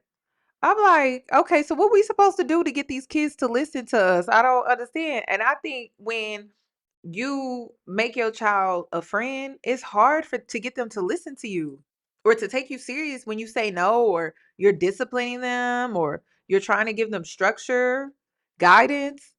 I don't get it. I don't know. I be seeing the whole my kid is my friend duo. And it be looking a mess, y'all. That's why. And then I have to go talk to my mama. Thank you for not being my friend. I understand now. Because I wouldn't be my kids' friends. Absolutely not. I mean, you got to understand that I'm the authoritative figure over you so that you can listen to me and respect me. That's what it's about. So I don't know. That equal thing, y'all let me know. If you does that work? Has it worked for you and your kids? Let me know. I haven't seen it work. You know, because you get older and you're not as young, as in tune, and they tell you like what it is, and you need to kind of listen to your children as well. And I think We for some kids that, because this is in this era for some reason. No, I think we can listen to the kids and not be our kids' friends. I don't think the only way we can listen to our kids is to be our kids' friends. And see, that's what I'm saying. It's his mindset is very childish to me. Yes, your mother maybe didn't listen to you and you wanted someone again back to how he was raised. Maybe why he leaned on his grandmother more was because he felt heard from her and he didn't feel seen or heard from his mother because she was in survival mode. But I don't think that you have to overcompensate for that by becoming your kid's friend. You can listen to them though. Am I being ridiculous, y'all? Y'all let me know. I'm not a mother. I'm not a mother. But I'm saying if I was, okay? And they say you should speak on it, but I'm saying if I was, I don't think I would play that role of trying to be my kids' friends. But I would still listen to them though. I would. I would create that safe space where they could communicate, especially if it's something really serious. You know what I mean? So I don't know, but I don't think you gotta be your kid's friend though. I think that's just overcompensating for what your parents didn't do, which was listen to you or make you feel seen and supported. Reason. And I don't know I don't know this statistic why Sha might, and if she don't, she's gonna research it. Trust me. That's what I oh, But the suicide rate seems like it's a lot higher than when we were young. We had to deal with shit in our room and we couldn't come out until we got our shit together. Right? These kids these days they get angry and then they fucking not all of them, but like a lot of them like get real suicidal and real anxious and going through like mentally challenged like spaces in their childhood where it shouldn't be like that. And Right. so for me, I have to make sure I'm not so aggressive with my daughter and I parent her different than I parent my sons. And with all of my children, I don't really do the whole putting your hands on the kids. I don't think you have to do that. But I will say that all of my kids have been disciplined once. All the way outside of Blaze, he do what he want, but he doesn't listen to anybody, and he talks blah blah blah blah. Blah. I don't know. We ain't there yet. He ain't listening to me. Right. But for Cali Justice in Harlem, like everybody got disciplined once. We never had to revisit it, and it's been years. So I think that we're gonna make it. Callie is the last baby. The other two are, grown, little baby adults. But I think with Callie, I think we'll make it well into her 20s without ever having a real disagreement or dispute again. Because we had it once, we get it, she understands, and I also trust and believe in the person that I and Tiffany raised. It'll be the same thing with Blaze. Like I trust the person that I'm raising my child with, so I have no problem. So if Blaze is with Sha, I just want to know, I have a question. Like when your child don't listen to you, then what are you supposed to do? You try to put them in timeout, they say no. They tell you to shut up. Then you have a because y'all I've been seeing some crazy stuff. And I'm like, I think your kid is talking to you like that because they don't respect you. So how do you get them to respect you? That's what I want to know. And then I also learned that some kids they be having their own personalities, and there's some kids out here that will rebel up against you. So they just got that. You don't want to kill that spirit of them being a rebel. You just want them to respect you, though. You know what I mean? I don't know. It. Let me know. I want to know from the parents though. What are y'all doing if they say no? They're giving you a hard time. I have so many questions. I don't really agree with this fully because now I feel like, okay, you're the actual father figure for your kids. You're showing up for your kids most likely in ways that your dad did not. But then you're leaving it up to the woman to discipline your kids. That's what it sounds like. So oftentimes you're putting her back in that masculine role to be the disciplinary. That's why I don't like it because I'm like it's kind of he's kind of repeating the same cycle that his mother had to go through. Like he may be financially providing, but you're still leaving that disciplinary accountability enforcer or enforcement on Tiffany and not you taking on that role because you want to be their friend. That's what I'm saying. And I feel like he's overcompensating because of how his mother showed up. And he didn't have that balance of having mom and dad, and you have the disciplinary, and then you have the nurturer. So now he's showing up just as a friend. It's just backwards. It's backwards. It's backwards. And I know Tiffany don't play, and the only reason why I know Tiffany don't play is because I saw how she showed up when it came to kids. But kids also respect her too. She can also be very nurturing. So I don't know. I know that he eating something organic, leave rabbit food, and he looking at the moon and trying to figure out how it lines up with his day. And if he's with me, she know like ain't nothing gonna happen to him because that man's gonna die for that baby. So like she can go on to yoga or go work out and like do her thing. And I agree with you become friends with your kids later in life because I'm friends with my mom. Like we actually bond, we talk, we chat, we sip tea, we do all of the things. So I agree with that. But I couldn't be like that with my mama. And it took time to get to this point because first of all, I'm like, wait a minute, is it safe? I could tell her things that I did that she didn't know that I know I would have got my ass whooped if she would have known. I'm like, is it safe to say? Is it safe to tell you what really happened that night? Is it safe to say, can I tell you what I did that one time, but I lied and said this? Is it, it took some time. I think I had to turn 30 before I really felt comfortable, and then I realized that the coast was clear. And this is when I realized the coast was clear. I kid y'all not, y'all. This is when I was like, okay, I think it's safe. Okay, my mom, she decided to open up to me about what she's doing for my dad for their anniversary. And she pulled out this G string with this magician hat and this wand. And I'm like, okay, this is disgusting, but I think it's safe that I can confess now. I think I can confess. I think I can confess and tell her what I did that one time when I lied and said that I was with such and such and I was doing this. I was really in somebody's basement and I was smoking pot for the first time. I mean, I realized at that point. I realized at that point I could actually be honest with her. So yeah, but I didn't wanna know that, I didn't wanna know all of that, but that's when I was like, "Yeah, that one time I said that I went here, yeah, I was smoking pot out of literally out of what is it called, y'all? What is the tube called? I forgot. I forgot. What is it called when you take it in and you inhaling it? What is it called? That was the first time I ever smoked marijuana, and it was in these white people's house. My mama would have really beat my ass. You was where? In the basement doing what? Bong, y'all, bong. So that was the first time I ever, and it was a white boy, and we was in his basement. Very interesting story. It felt like a movie, honestly, because I'm like, this is so typical. You have hippie parents, they know we're downstairs smoking pot, and they're upstairs just very cool about it. They're wanting to know, like, so where are you from?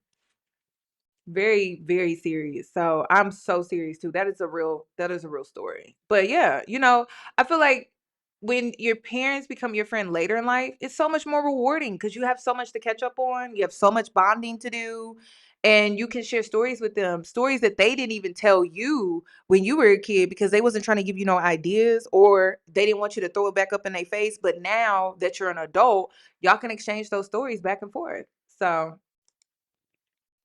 okay, y'all, it's a bomb. I'm sorry, it's a bomb. Okay, let me continue. I'm at the point now where I haven't even taken Blaze for, I went on a walk, but I don't believe in taking kids from their mom too early because like they're just so little and precious. And it rained true. Remember I told you I don't change diapers? Have I changed one? Mm-mm. See, she don't like that shit, by the way. No, But I really feel like if you have a child and you are more than able, your hands are working, your fingers are fine, you have no Don't get arthritis, her riled that up. you are more than able to wipe your, like, help and wipe your child's ass too, if Yeah. you can wipe your own. Because you, when he's 50, let's say, what are you going to be, 112? Yeah. You might need someone to wipe yours. I got Harlem. Yeah. And God willing, he does it. But did you wipe his? Yeah, nah. Like this is all, it comes around. Yeah, but I did tell you I don't change diapers from the beginning before he was born. Did you think it was gonna change? Like I would actually like flip and like do it? I did. I did. I did. Why is Evelyn up here hee ha haing? Why is she up here hee ha haing? What is so funny about that? Y'all, oof. Ooh, girl, we got to work on ourselves. I don't know. I probably would have spazzed out. I probably would have just jumped on her and choked her out. Cause I'm just like, girl, what are you talking about? Why are you hee ha haing about that? And then I think I said this in part one. I said that the game gives me the same energy that Nelly gave. I'm not changing his diaper. I'm not getting up to help him feed. That's you. Like, I'll start helping when he reaches a certain age. That's what the game was given to.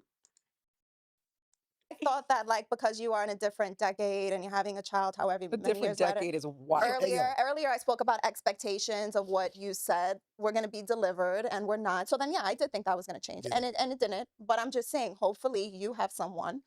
But yo, Wife yours. have you seen her change her diaper? She do the shit like origami. Like you remember how like when we were younger, like it was one special nigga in the class that could turn $1 into a ring. Right. Like that's what she do with diapers. She'd be like zip zap zoop zoop boom, and the shit just like and then she'd be like Kobe when it goes into the little diaper dump. She has really grabbed motherhood by the. You know what? I don't want to forget this. Sorry, Blaze's name. Yeah. Let's talk about his. Yeah. Let's talk about his name because Yeah. there was so much back and forth. We call mental fades over the name. She wasn't going. It wasn't. So So you call it mental fates. Oh, well, maybe I fought by myself, but I won. You wanted him to be named You always fight by Jayceon, yourself. right? Oh yeah, like thank God. I was hormonal. Yeah. Now that I met him, though, not to cut you off, but now that I met him, he could have been a little Jayceon, though. Thank God he's so not. beautiful. Why? I'm so happy he's not. You Like wanted it to just do it. shows how like I was pregnant, I was hormonal, I was like in love, and I'm like, yeah, let's name him after the dad. Thank God his name is not Jayceon. I would have been calling him your name all day Yeah. long. Oh my God. Finally, girl, finally. She straightened up, okay? She straightened up a little bit. She was like, thank God.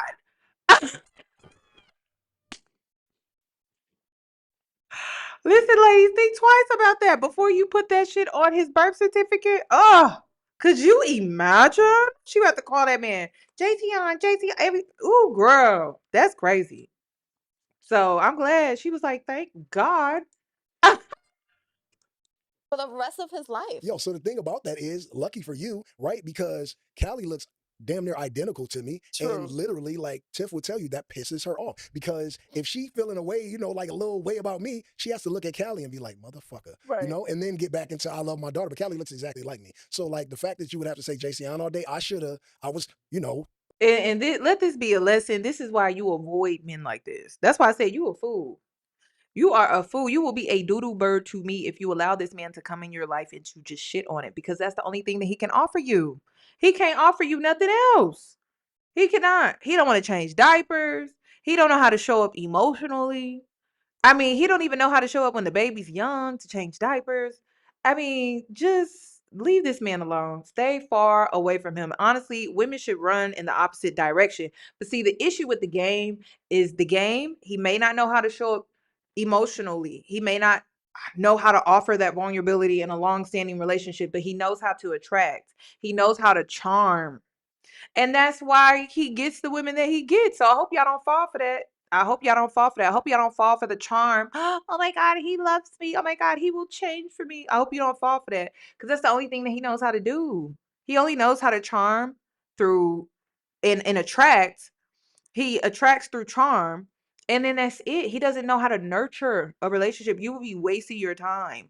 Seriously, do not fall for that. And then there are so many women like that, or I'm sorry, not women. There are so many men like this out here. And all they know how to do is attract, and all they do is charm you, and then they attract you. And then that's it. Do not expect a long-standing committed relationship, or don't expect for him to show up and be vulnerable and transparent in a relationship. Girl, you just played yourself, honestly. Don't do it. I wasn't obviously the mother, but like I should have let you rock with that. I'm Because I so would've been happy like- you didn't. No, Like, it was blessing. so at Shaw's delivery. Listen, you got to understand the type of women he's out here charming. He's charming women with mindsets and mentalities like Evelyn. That's why she's being charmed by him throughout this interview. She's like, all he got to do, this is how easy it is. Okay? This is how easy it is. for a woman like Evelyn, you just got to compliment her constantly on her beauty and her outer appearance, compliment her on the fact that she looks young for her age.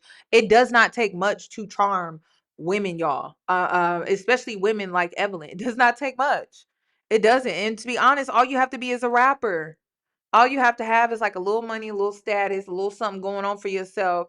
And she's sold. That's it. It don't take much to charm women, y'all. Y'all, I'm sorry. It's not this romantic thing for some women. You don't have to have an intellectual conversation with them. You don't have to show your range. You don't have to Some of these women you don't have to talk about life with, and you just don't have to do all of that with them. They impressed by the very simplest things, very surface level, very superficial things. So it's like it won't take much to charm them.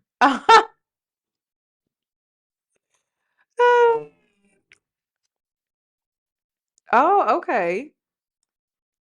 Permissive, but the goal is authoritative. Okay, I'm gonna have to look into that. Thank you for the super chat.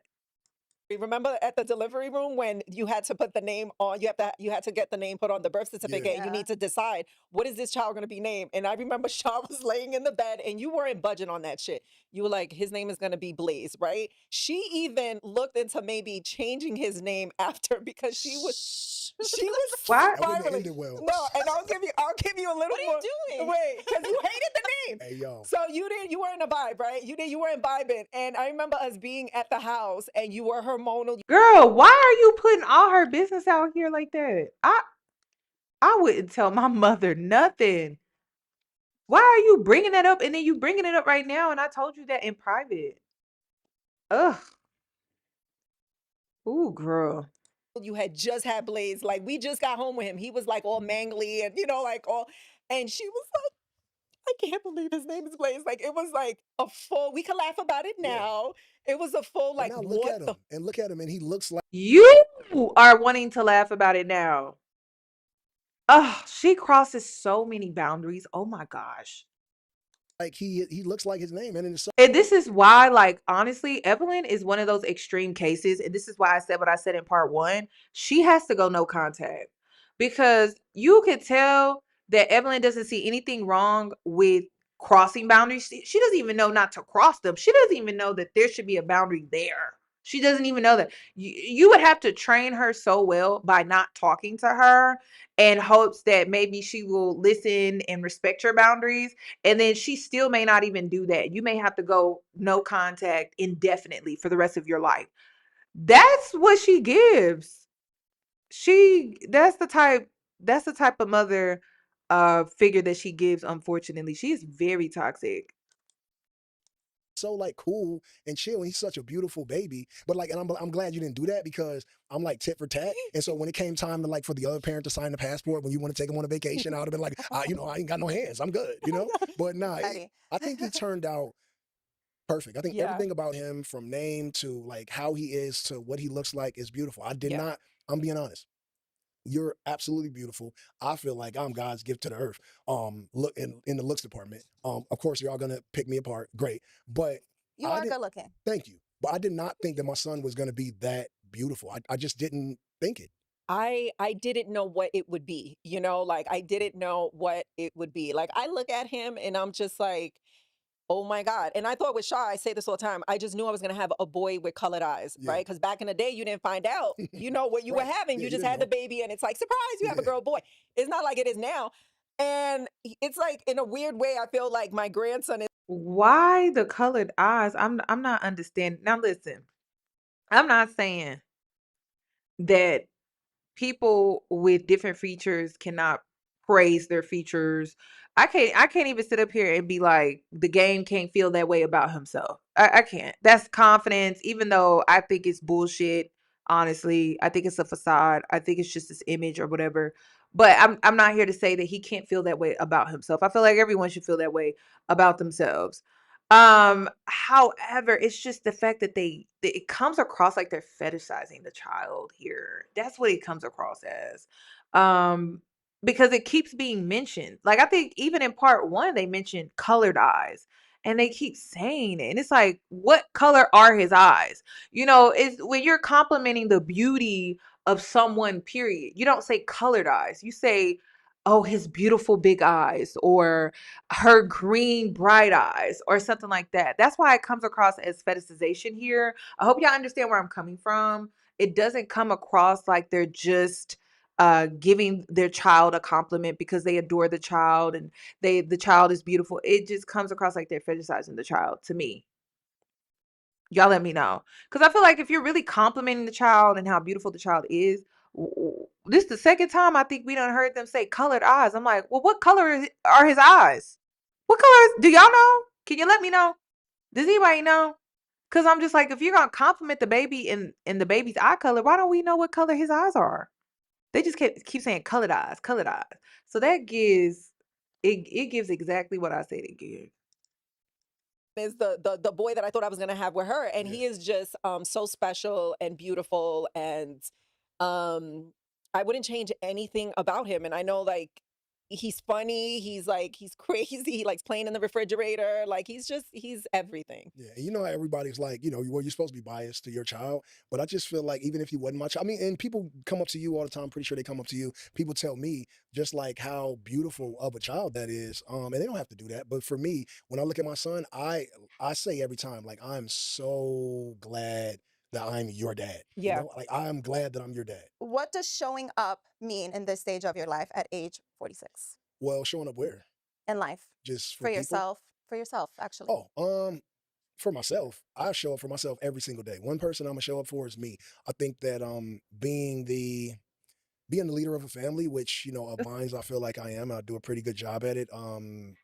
For the most part, I am a little stubborn. With every single person in my life, I can be a little stubborn. That's just who I am, and I force people to accept the shit. And I think that yeah, I show up for myself. I don't always show up in the ways that It gives, I'm an avoidant that I will stonewall you and I will do it knowingly. I'm aware that I'm doing it.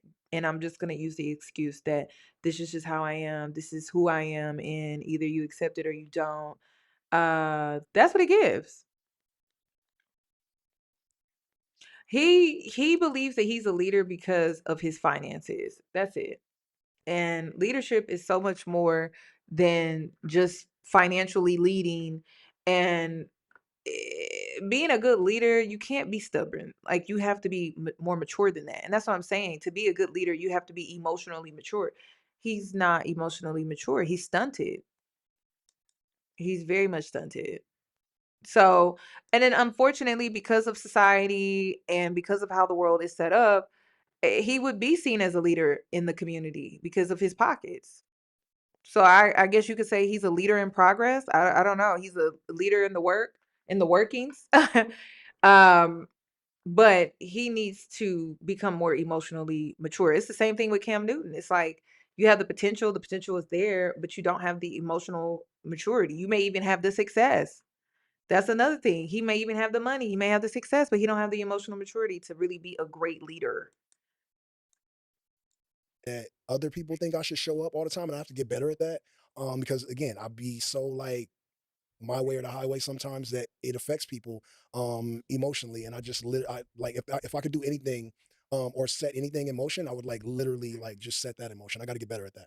How do you get better at something like that? Like, does something happen and you think twice about it and you're like, I'm going to take this move instead of that one? Or do we just say it and I we're got to like, take the voice in my head to tell me fuck that shit and like just like literally spin the block on the other person's feelings and emotions. So that's something you can work on for the new year, because obviously it's a new year. Right. You've been training your you work out. Like Yeah. we know you're not gonna be like new year, new me Yeah, bullshit. You I fucking try to work get out. ahead of that. I don't want to be a part of that like new year, new me, and then quit in fucking February. Right. Yeah, So that's something that you could start working on for 2026. I'm on it. You know, I'm not good being at it. stubborn.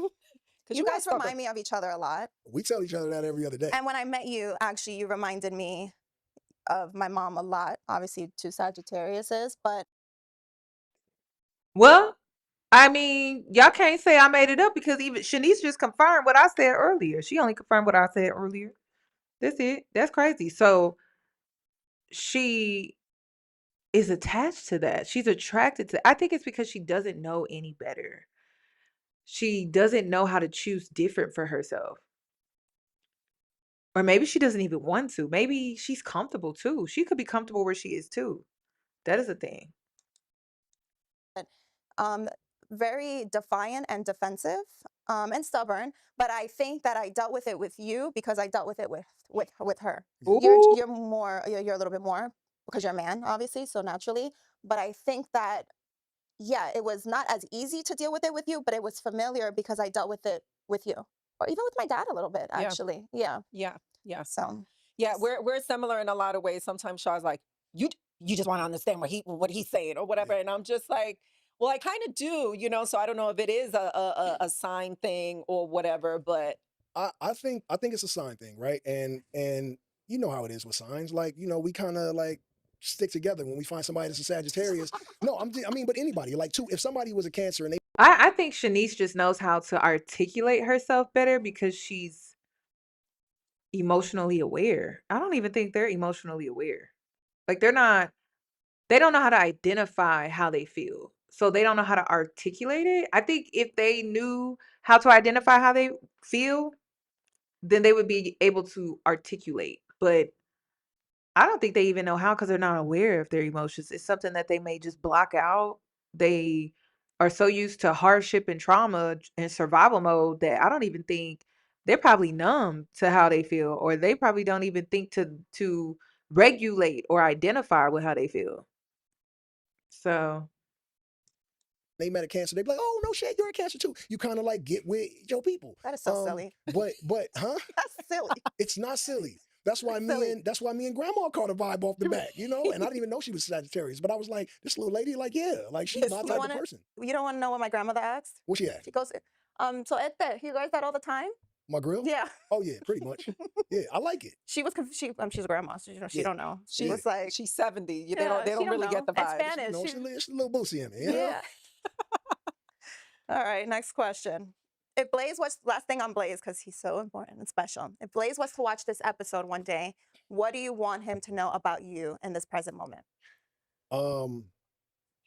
Just that I loved him to no end, and that some of the things he'll understand why some of the things in his life that there was no compromise, because like I'll always be the dad, you always be the son. So like when I said no that time, or when I said nah, we ain't doing that, he'll get it when he looks back and watch this.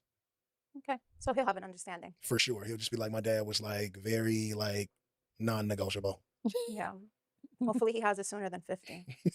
Well, shit, I won't be here. No, you got to be here to see the understanding. Okay, one habit you're actively unlearning. he's too old for this. One habit I'm actively unlearning.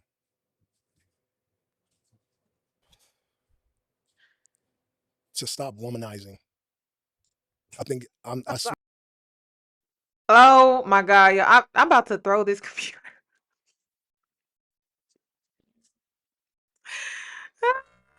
Remember I said earlier, I said earlier, I'm like, all this man know how to do is attract.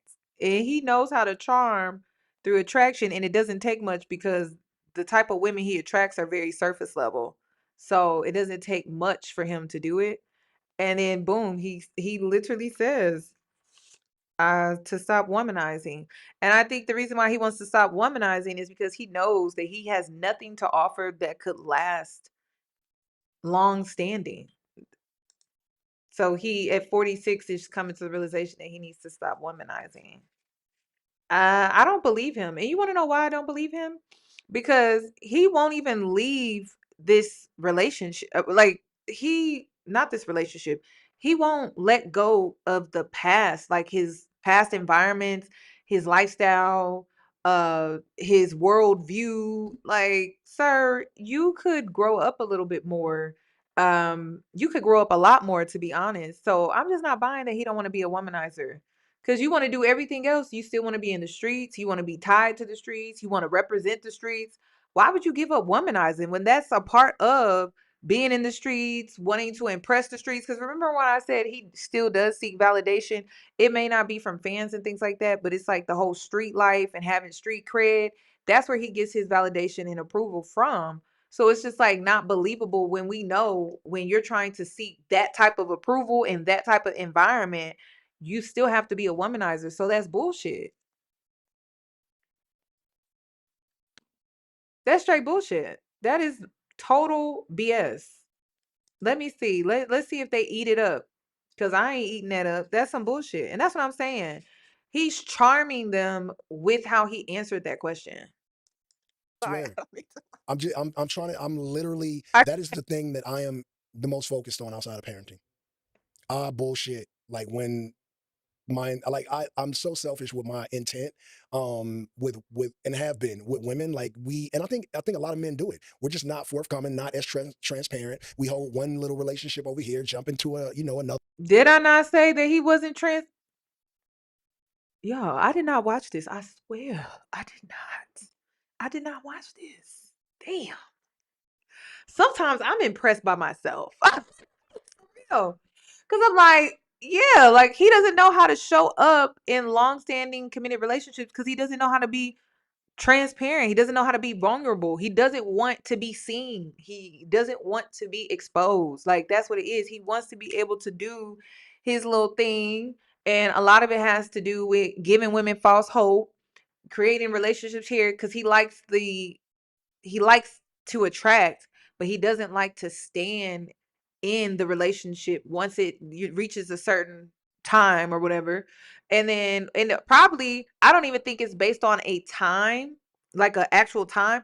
I think it's based on when he starts to feel like this relationship is getting too serious, when he's being expected like or required to be transparent, vulnerable, and emotionally available. That's when he starts to detach. And this is why I'm not understanding how he was able to get Shaniece or even Tiffany, because he leads sexually. They must have been truly impressed by the charm. That's what that is. But all of his relationships are sex based, even the ones that he's created with the mothers of his children too. So yeah, he doesn't want to be transparent. He feels exposed and he doesn't want to show up a certain type of way consistently. So he wants to be able to be here, here, here, here, here, here with different people. And if he were to stay committed to one woman, he would have to be more transparent and vulnerable, more real. And then that's another thing is men play all of these games and they be like, I'm so real, but you're not honest with women that you laying down with. That's crazy to me, but okay. Cause that makes sense. Other one without letting this person know our true current status, and and that's just what that looks like. As far as like mentally, physically, like abusive, like that's not what I mean. I mean like And he's figuring this out at 46. And what did I tell y'all about change? Change is hard. All right. This is a 46-year-old man. He been womanizing for most of his life. Okay. It was probably since he reached adolescence. He's been womanizing for quite some time. All right. I'm pretty sure there's an OG in his neighborhood that showed him how to do that. Okay. Um, so my point is, think about how hard it is for you to change a habit, right? And you created this habit when you was, I don't know, 20 something, right? Think about how hard it is for you to break that habit. So ladies, don't be impressed by a 46-year-old man, a 46-year-old man talking about, I want to stop womanizing. I'm not impressed by that at all. And I'm 34. I'm about to be 34 this year. I'm not impressed by that at all. At 46. And then this is just the beginning for you. This is not the middle and this is not the end. And even if it was the middle at 46, 46, this is the middle for you. And then even if it was the end at 46, this is the end. You should be done with this. You shouldn't even be you shouldn't even be a part of this no more. This is like so well like in the past. But he's so stunted that he is just now realizing at 46 years old, I need to stop womanizing. I need to show up better. just being selfish when it comes to like true intent when in the early stages. Got it. That's a good one, Jay. Yeah. One thing that And then this is the thing. It's so crazy how men like this, they be so ran through at 46.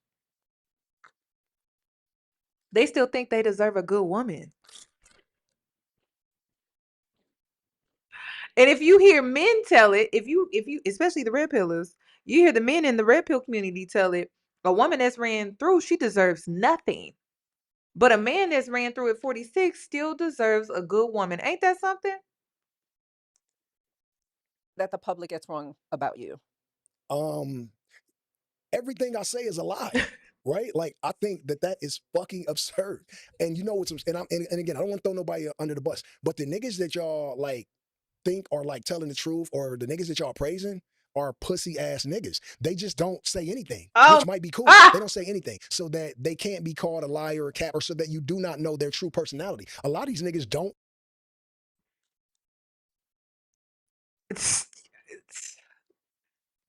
He's childish. Okay, he is a hood Cam Newton. That is it, y'all. That's all I got. He is a hood Cam Newton. Cause what? Like, what are we talking about? So you think it's Pussy? You think it's feminine. And I really think the only reason why he thinks it's feminine is because other men do, which means he seeks validation from men of the environment that he just can't let go of.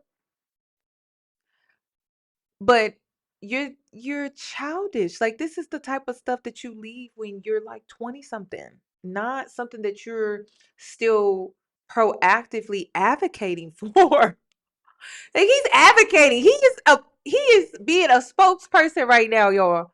That is what he's doing. He's being a spokesperson. Like, sir, at 46. So you think those men that are honest, transparent, and vulnerable to women are Pussy? So this is crazy to me.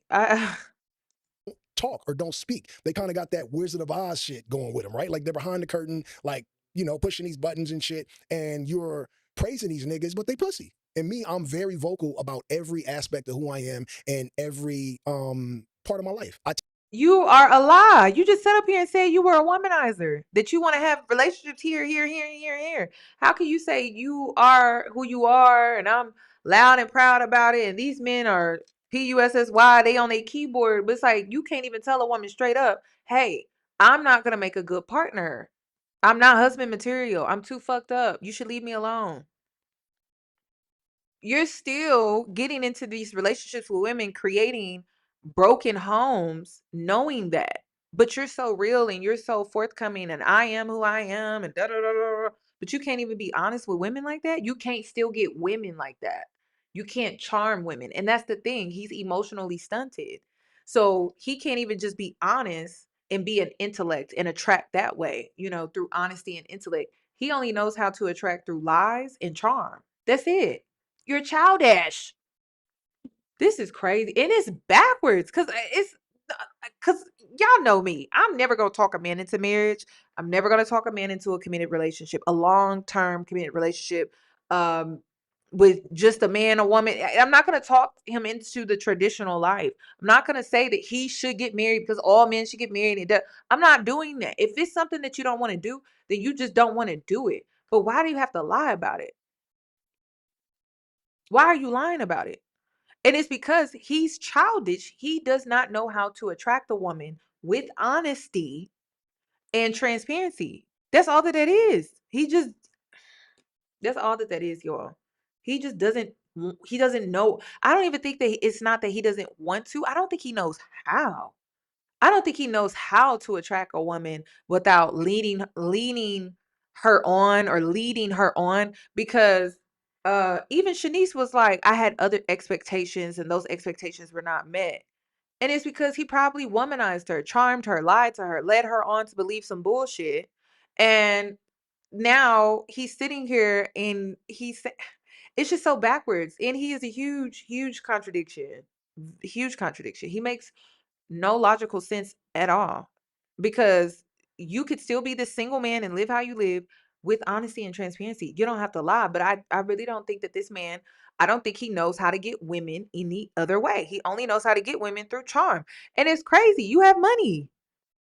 So that's half of it. I know plenty of women that would be like, okay, you don't have to be honest with me. I know what it is because it's what I signed up, because I signed up to get paid.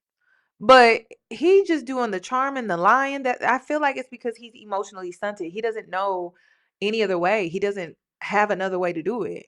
And I don't even think this is kind of shady. But maybe it's because he doesn't have the financial leisure to just use his pocket, so he still got a charming lie. That's what it gives. That's what it gives. Because the men that have the leisure financially, the leisure, right, to just dish it out, they can still be honest with you because they have the money to back it up. They could be very honest, very blunt. I will never marry you. I will never, ever, ever look at you any serious than just a hookup.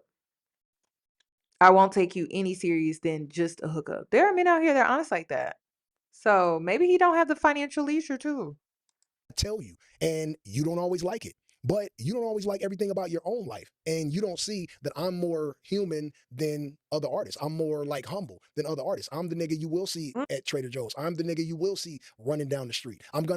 You know all my children's names because I told you them. And I was very like public with my fatherhood. You know who I am. You know where I'm from. But what about the other relationships that you like to have on the side? You know which gang I chose to be in. You know like the history of, my childhood and my upbringing because I've always been vocal about and very public about who I am. And other niggas don't be keeping it a buck. So when I say or when I tell these stories, these men are delusional. He is delusional. There are so many men out here that think like this, and you are delusional. You're so real, and I'm so forthcoming, and people know that this is who I am, but you still didn't tell Shaniece that you didn't want to be with her. You knew you didn't want to be with her the moment that you got with her. You knew that you weren't going to stick around the moment that you got with her. Why didn't you tell Shaniece that? Why did she have other expectations? This is the delusion that I'm talking about. They seem outlandish to people who don't know who I am as a person. So that's probably it. You know what I think one thing that surprised me about you, how you're a great writer. Like you're very articulate when you Girl. text, you know when to comma, you know when to put a period. Like he writes, you know when to put a period. You say I don't? No, she said you do. My text etiquette is No, like, you're great. But No, that's she said, yeah, but I have experienced, texting with certain people and they don't know how to put a full sentence together, So when, we started doing the family thing and communicating on a consistent basis, I remember thinking he's very articulate and he writes very, very well. Yeah. Which is great. And that's one thing like Lynette she was real like on it about like penmanship and how to, how to formulate words, how to speak to people. And you know what?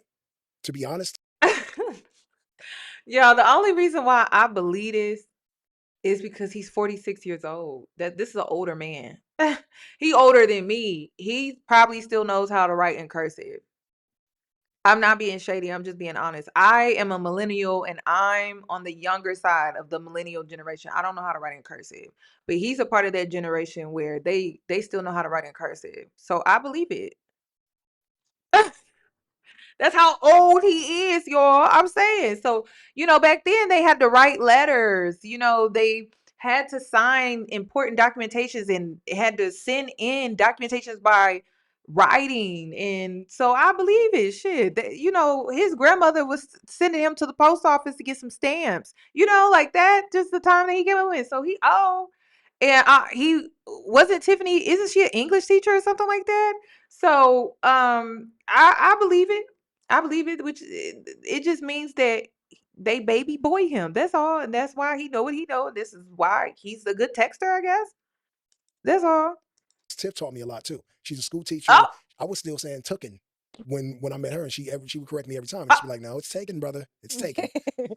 Y'all, now that is freaky. That's crazy. The fact that I just said that, I was like, they probably baby boyed him. So I believe it because they probably baby boyed him. Tiffany helped him out. I think she's an English teacher.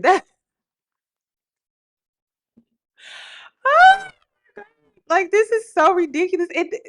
That's how surface level this conversation is because it's just so easy to read in between the lines before they even say it. And then you wonder if they gonna even say it. One promise you're making to all your kids. Whew, I'm trying to stay alive, child. I'm trying to stay alive. And I say that a lot of people will watch this and be like, well, think that it's easy. It's not easy. I live in a city that claim the lives of Nipsey Hussle, and God rest his soul, that was my actual friend. So that hurt me. PNB Rock, who I met in passing, but he met an untimely demise at a Roscoe's. Pop Smoke, who was so young and so talented. And this is why you would think he would want to leave the lifestyle behind. You would think he would want to be committed somewhere kind of similar to like Ice Cube or Snoop Dogg, like settle down. Snoop Dogg is really not a good example, but like kept out the way, away from that lifestyle. Why are you still trying to hang out with these people? I don't understand. It's like you're still trying to prove yourself to them, and you're trying to keep a career alive because of it. That's what it gives at 46. And then it's like his fans have to be like old heads though. They not a 20 something. Who any 20 something year old in here listening to the game? Maybe some millennials, some Gen Xers for sure. But Gen Z, are y'all listening? I don't even think Gen Z is listening to the game. Correct me if I'm wrong, but are y'all listening to the game? I'm not even listening to the game, and I'm a millennial. So there's some older songs that I like that about one or two that I like to listen to in the gym. But sir, who is really? And then I'm like, aren't the men that are your fans, aren't they like fathers now? Don't they work regular jobs, or they should? You know what I mean? Like they should have given up that life too. This is crazy. Talented got taken from here. Biggie, who died on Wilshire. I would have never advised Biggie to come to LA after Tupac died. It would only seem like you were gonna be next in that beef. So I gotta just be real, stay alivey out this motherfucker. This Los Angeles, and these niggas, I'm just being honest with you. You guys are women, right? And you live in these beautiful glass houses where you should, where no one should chunk a stone at it. You should be respected. And men, for the most part, even the hoodest of niggas is gonna be like, oh, Evelyn, hey, oh my God, my girl watch a show. You guys kind of are like off the radar when it comes to the street shit. But me, still to this day, like I got a homie who last week, who had his 55th birthday and died on it. Got shot, like knocked off his Harley, like shot 27 times at a motorcycle event. So it's like, if I'm 46 and I am alive, right, and I'm a gang member, and people say, well, why are you still gangbanging at 46? I'm not driving to Compton every day, putting my rag in my pocket and gangbanging, but I joined the gang, and this is California. It's blood in, blood out, right? So I can move to the Bronx and live in a cool little condo, but when I come back to LA, I still am who I am. So, without being long-winded about it, it's not easy to survive in this city. Yeah. And so the thing that I want to do for my children is, So why not get out of the environment? That is the whole point. Isn't that the reason you was rapping your way into fame? And then to die and get shot on your birthday at 50 over a gang that you probably joined in your 20s? Y'all, that is insane. That is insane. Or maybe when you were younger than that. That's crazy. And that's how you go out at 50? That's crazy to me. That's crazy. I don't know. I'm just a suburban black girl. I don't know nothing about this because I'm just like, that's crazy. So it lasts that long? I thought you get out of a gang when you turn a certain age. I think you get out of that. You age out of it just naturally or automatically. Every time I see a gang movie, it's when they really young, you know? So to know that this stuff still go on at 50, 60 years, y'all, that don't sound crazy to y'all? That sound crazy as hell to me. All the movies I've seen, I've never seen a 50-year-old gang member. I just never seen it. I've never seen a 60-year-old gang member. I just never seen it. Y'all seen it? Seriously, I want to know. Have y'all seen it? I've never seen it. That's why this is just so crazy to me. I'm like, wow, really? He died at 50 over some street stuff? That's crazy. At 50 years old. is be alive for a very long time. Would you ever move out of LA, California? I'll say California. I can't. I got this thing on my bucket list, right? I think and it's crazy because I'm black as shit, but I see myself being like John Wick somewhere in like Aspen and having like a little 2-bedroom wooden like little wooden house, and I got like a dog, and me and this nigga go chop wood, and the snow is falling, and I get back in, and I'm about to fight. I don't know why the fuck I think I'm gonna be John Wick in my future, but I want that for myself. But I love this fucked up ass city, Right. and I've been here for 46 years. I've never lived in I told you he can't let it go. I don't know what do y'all think it is about him that just can't let it go? I never thought about how they probably don't make it to that age. You know what? You are so right. Thank you for that, Kimberly. You are so right. They probably don't make it to that age. That's probably why we don't see him. This is crazy to me. So he can't let the life go. That's what I'm saying. I'm like, you wrapped yourself into fame and you don't want to get yourself out of survival mode. Like he's making a choice.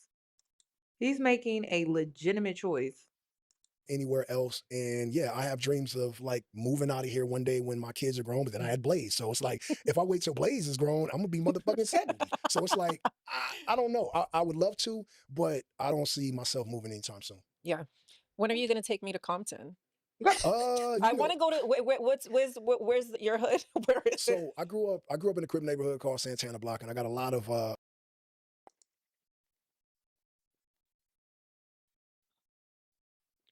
It's just the way Evelyn be saying things. I don't understand. I don't get it.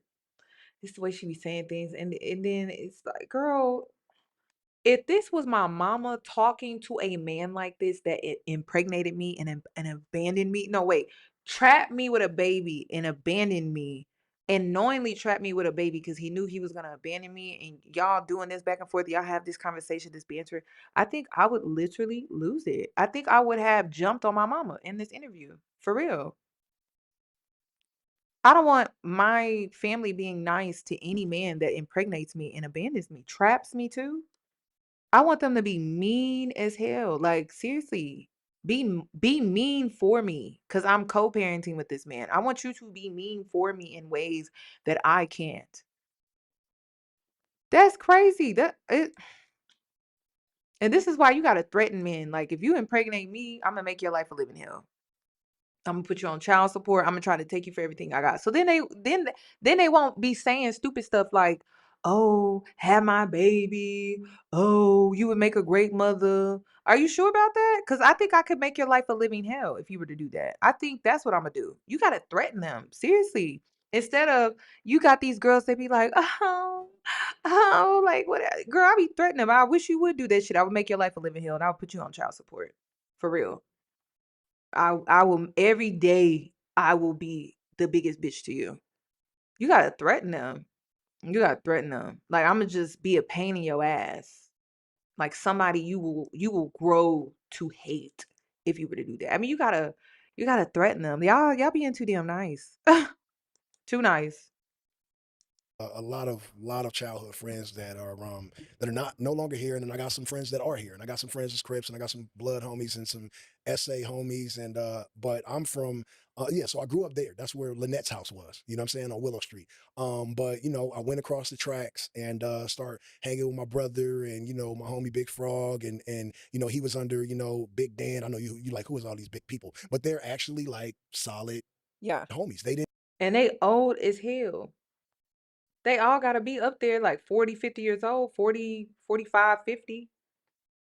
They didn't steer me down the wrong path, and neither did my brother. They told me like, don't do this. And then when they realized I wasn't gonna listen, they was like, well, this is how you do this. And so yeah, Cedar Block, Pyru, that's where I'm from. That's where I want to go. Yeah. She's asking, Why when are you- you taking I want to her? go. I want to go yeah. to Cedar Block. I'm pretty sure you know what you would fit right. They would love to have you. This is the thing. This is the thing. This is what I feel about myself. Like I mean, obviously I've driven As soon as I past. said it, she said, that's where I want to go. That's where I want to go. That was because I've heard you say that before. So Yeah. I'm like thinking, I want to go to Cedar Block. Like I want to go there because I feel like I'm the type of person, like I could flow. Like I could go there and I could go to the White House. But yeah, I want You to know go who over could there. really take you? Where? B-Fly. No, I said, you know who Oh, could take Sharani? Sharani, I'm gonna tell Please. Sharani, take me with you. She pull right up. Yeah, They're gonna take be me. like, B-Fly, what's up, blood? She gonna be like, I got Evelyn with me, y'all. Yeah. This is so inappropriate. This is so inappropriate. If this is your mama, you need to get away from her. She is your biggest ops. If this is your baby daddy, they are your op. For real. They your ops. Thing one and thing two. You need to get away from them. Cause ain't no way. Mm-mm. Yeah, Yes. she'll get you right up in there. Sharani, hook your girl up. I want to go over there. Yeah, she the queen. Well, Jayceon, we call you Jay. You got anything else to say before we wrap it up? I think we good. I actually, and it's like obviously went a lot. I didn't know what to expect, right? Sitting on the couch with your baby mama and her mama, the grandma, like I didn't know how it was gonna go. This is like, Women don't always like to be called baby mamas, right? yeah, but hey, it is what it is. I'm gonna treat you like I'm in the comments, okay? Like you game baby mama. Yeah, I know that, so I'm gonna work on that. But yeah, man, I think like I hadn't seen the set, I hadn't been here. I think that you guys are doing amazing. This is cool. And you know what?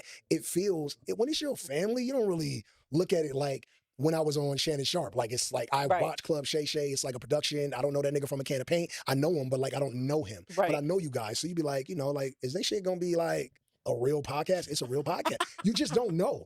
You know what I'm saying? Like, but it's real. I think people thought this was some bullshit in the beginning, but we're putting a lot of energy into this. Y'all, it's some real expensive camera shit going on, real lights, like it's a real production. And I feel like it's a business, and I'm happy for y'all. Thank you for saying that. We appreciate you supporting the business.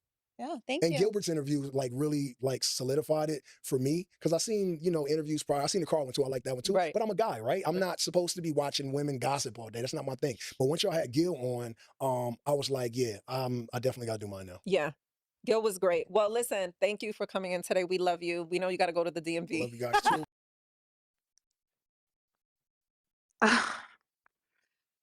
I don't know. Y'all, I really don't have nothing else to say. Honestly, like I said in part one, Shaniece, you need to get away from your mother. She is the reason your life turned out the way that it did, and you need to start healing. You need to go no contact. Maybe you can try to form some type of relationship later after you go to therapy and you heal and you work on yourself. But right now, she's just not healthy for you. She stifles you. She stifles your growth. I mean, you could be so much farther in life. I mean, she's making your world small. I am speechless because I'm just like, the hell is going on here? Am I like seeing this clearly? Like, what the hell is going on? My eyes doing tricks on me? What's going on? Because this is crazy to me. This is crazy. And Evelyn, you need to go to his block for what? Why? Why are you so friendly with this man? It's weird. And then she wonders why rumors are spreading and starting and being created. But I'm like, this is not appropriate at all. This man played in your face and your daughter's face, and you just he ha ha ha ha ha the whole time. So I really don't have anything else to say other than Shaniece, I think that you need therapy. I think you need to go no contact with your mother. I think that you need to put some distance between you and the game when it comes to co-parenting. It just needs to be structured very well to where it needs to be like very casual, very business savvy to have that space so that you can really focus on yourself and your child and grow away from away from these people. Away from these people. So, and I don't know why people are saying age shame. I don't know, but that's not what this is. It's the lack of emotional maturity. It really has nothing to do with age, obviously, because you have a 46-year-old, a 50-year-old, and they are emotionally stunted. So it's, age has nothing to really do with it. You could still be very young-minded. You could be young in spirit, and I feel like young-minded is when it's childish. Because at this point, you should be wiser. And when you're younger, I mean, you could be more inexperienced at that point, but it's like they have the emotional immaturity of a teenager. And Shaniece is 32. She's seeking guidance, some type of leadership from the both of them, but it really seems like she's being misled or misguided in ways. So I wonder what this interview would have been like if we would have been able to interview Shaniece when it comes to her mom and how she really feels, because at times she did throw some jabs in there. She did, especially when it came to the game.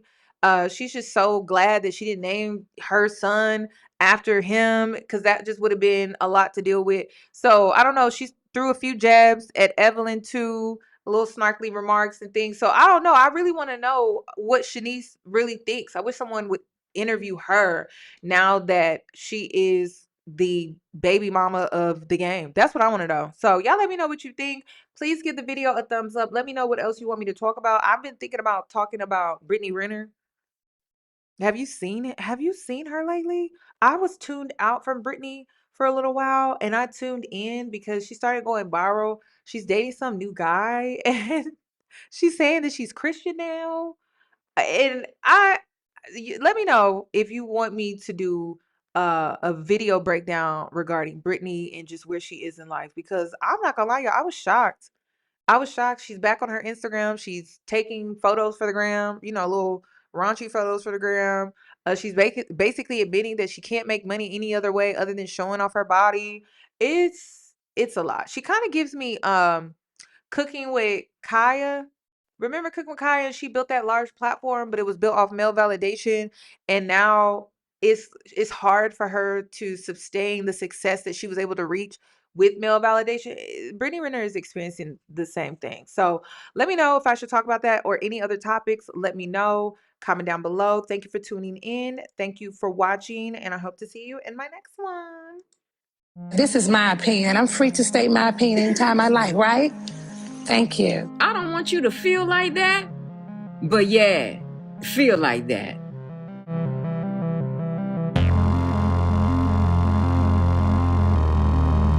This is my opinion. I'm free to state my opinion anytime I like, right? Thank you. I don't want you to feel like that, but yeah, feel like that.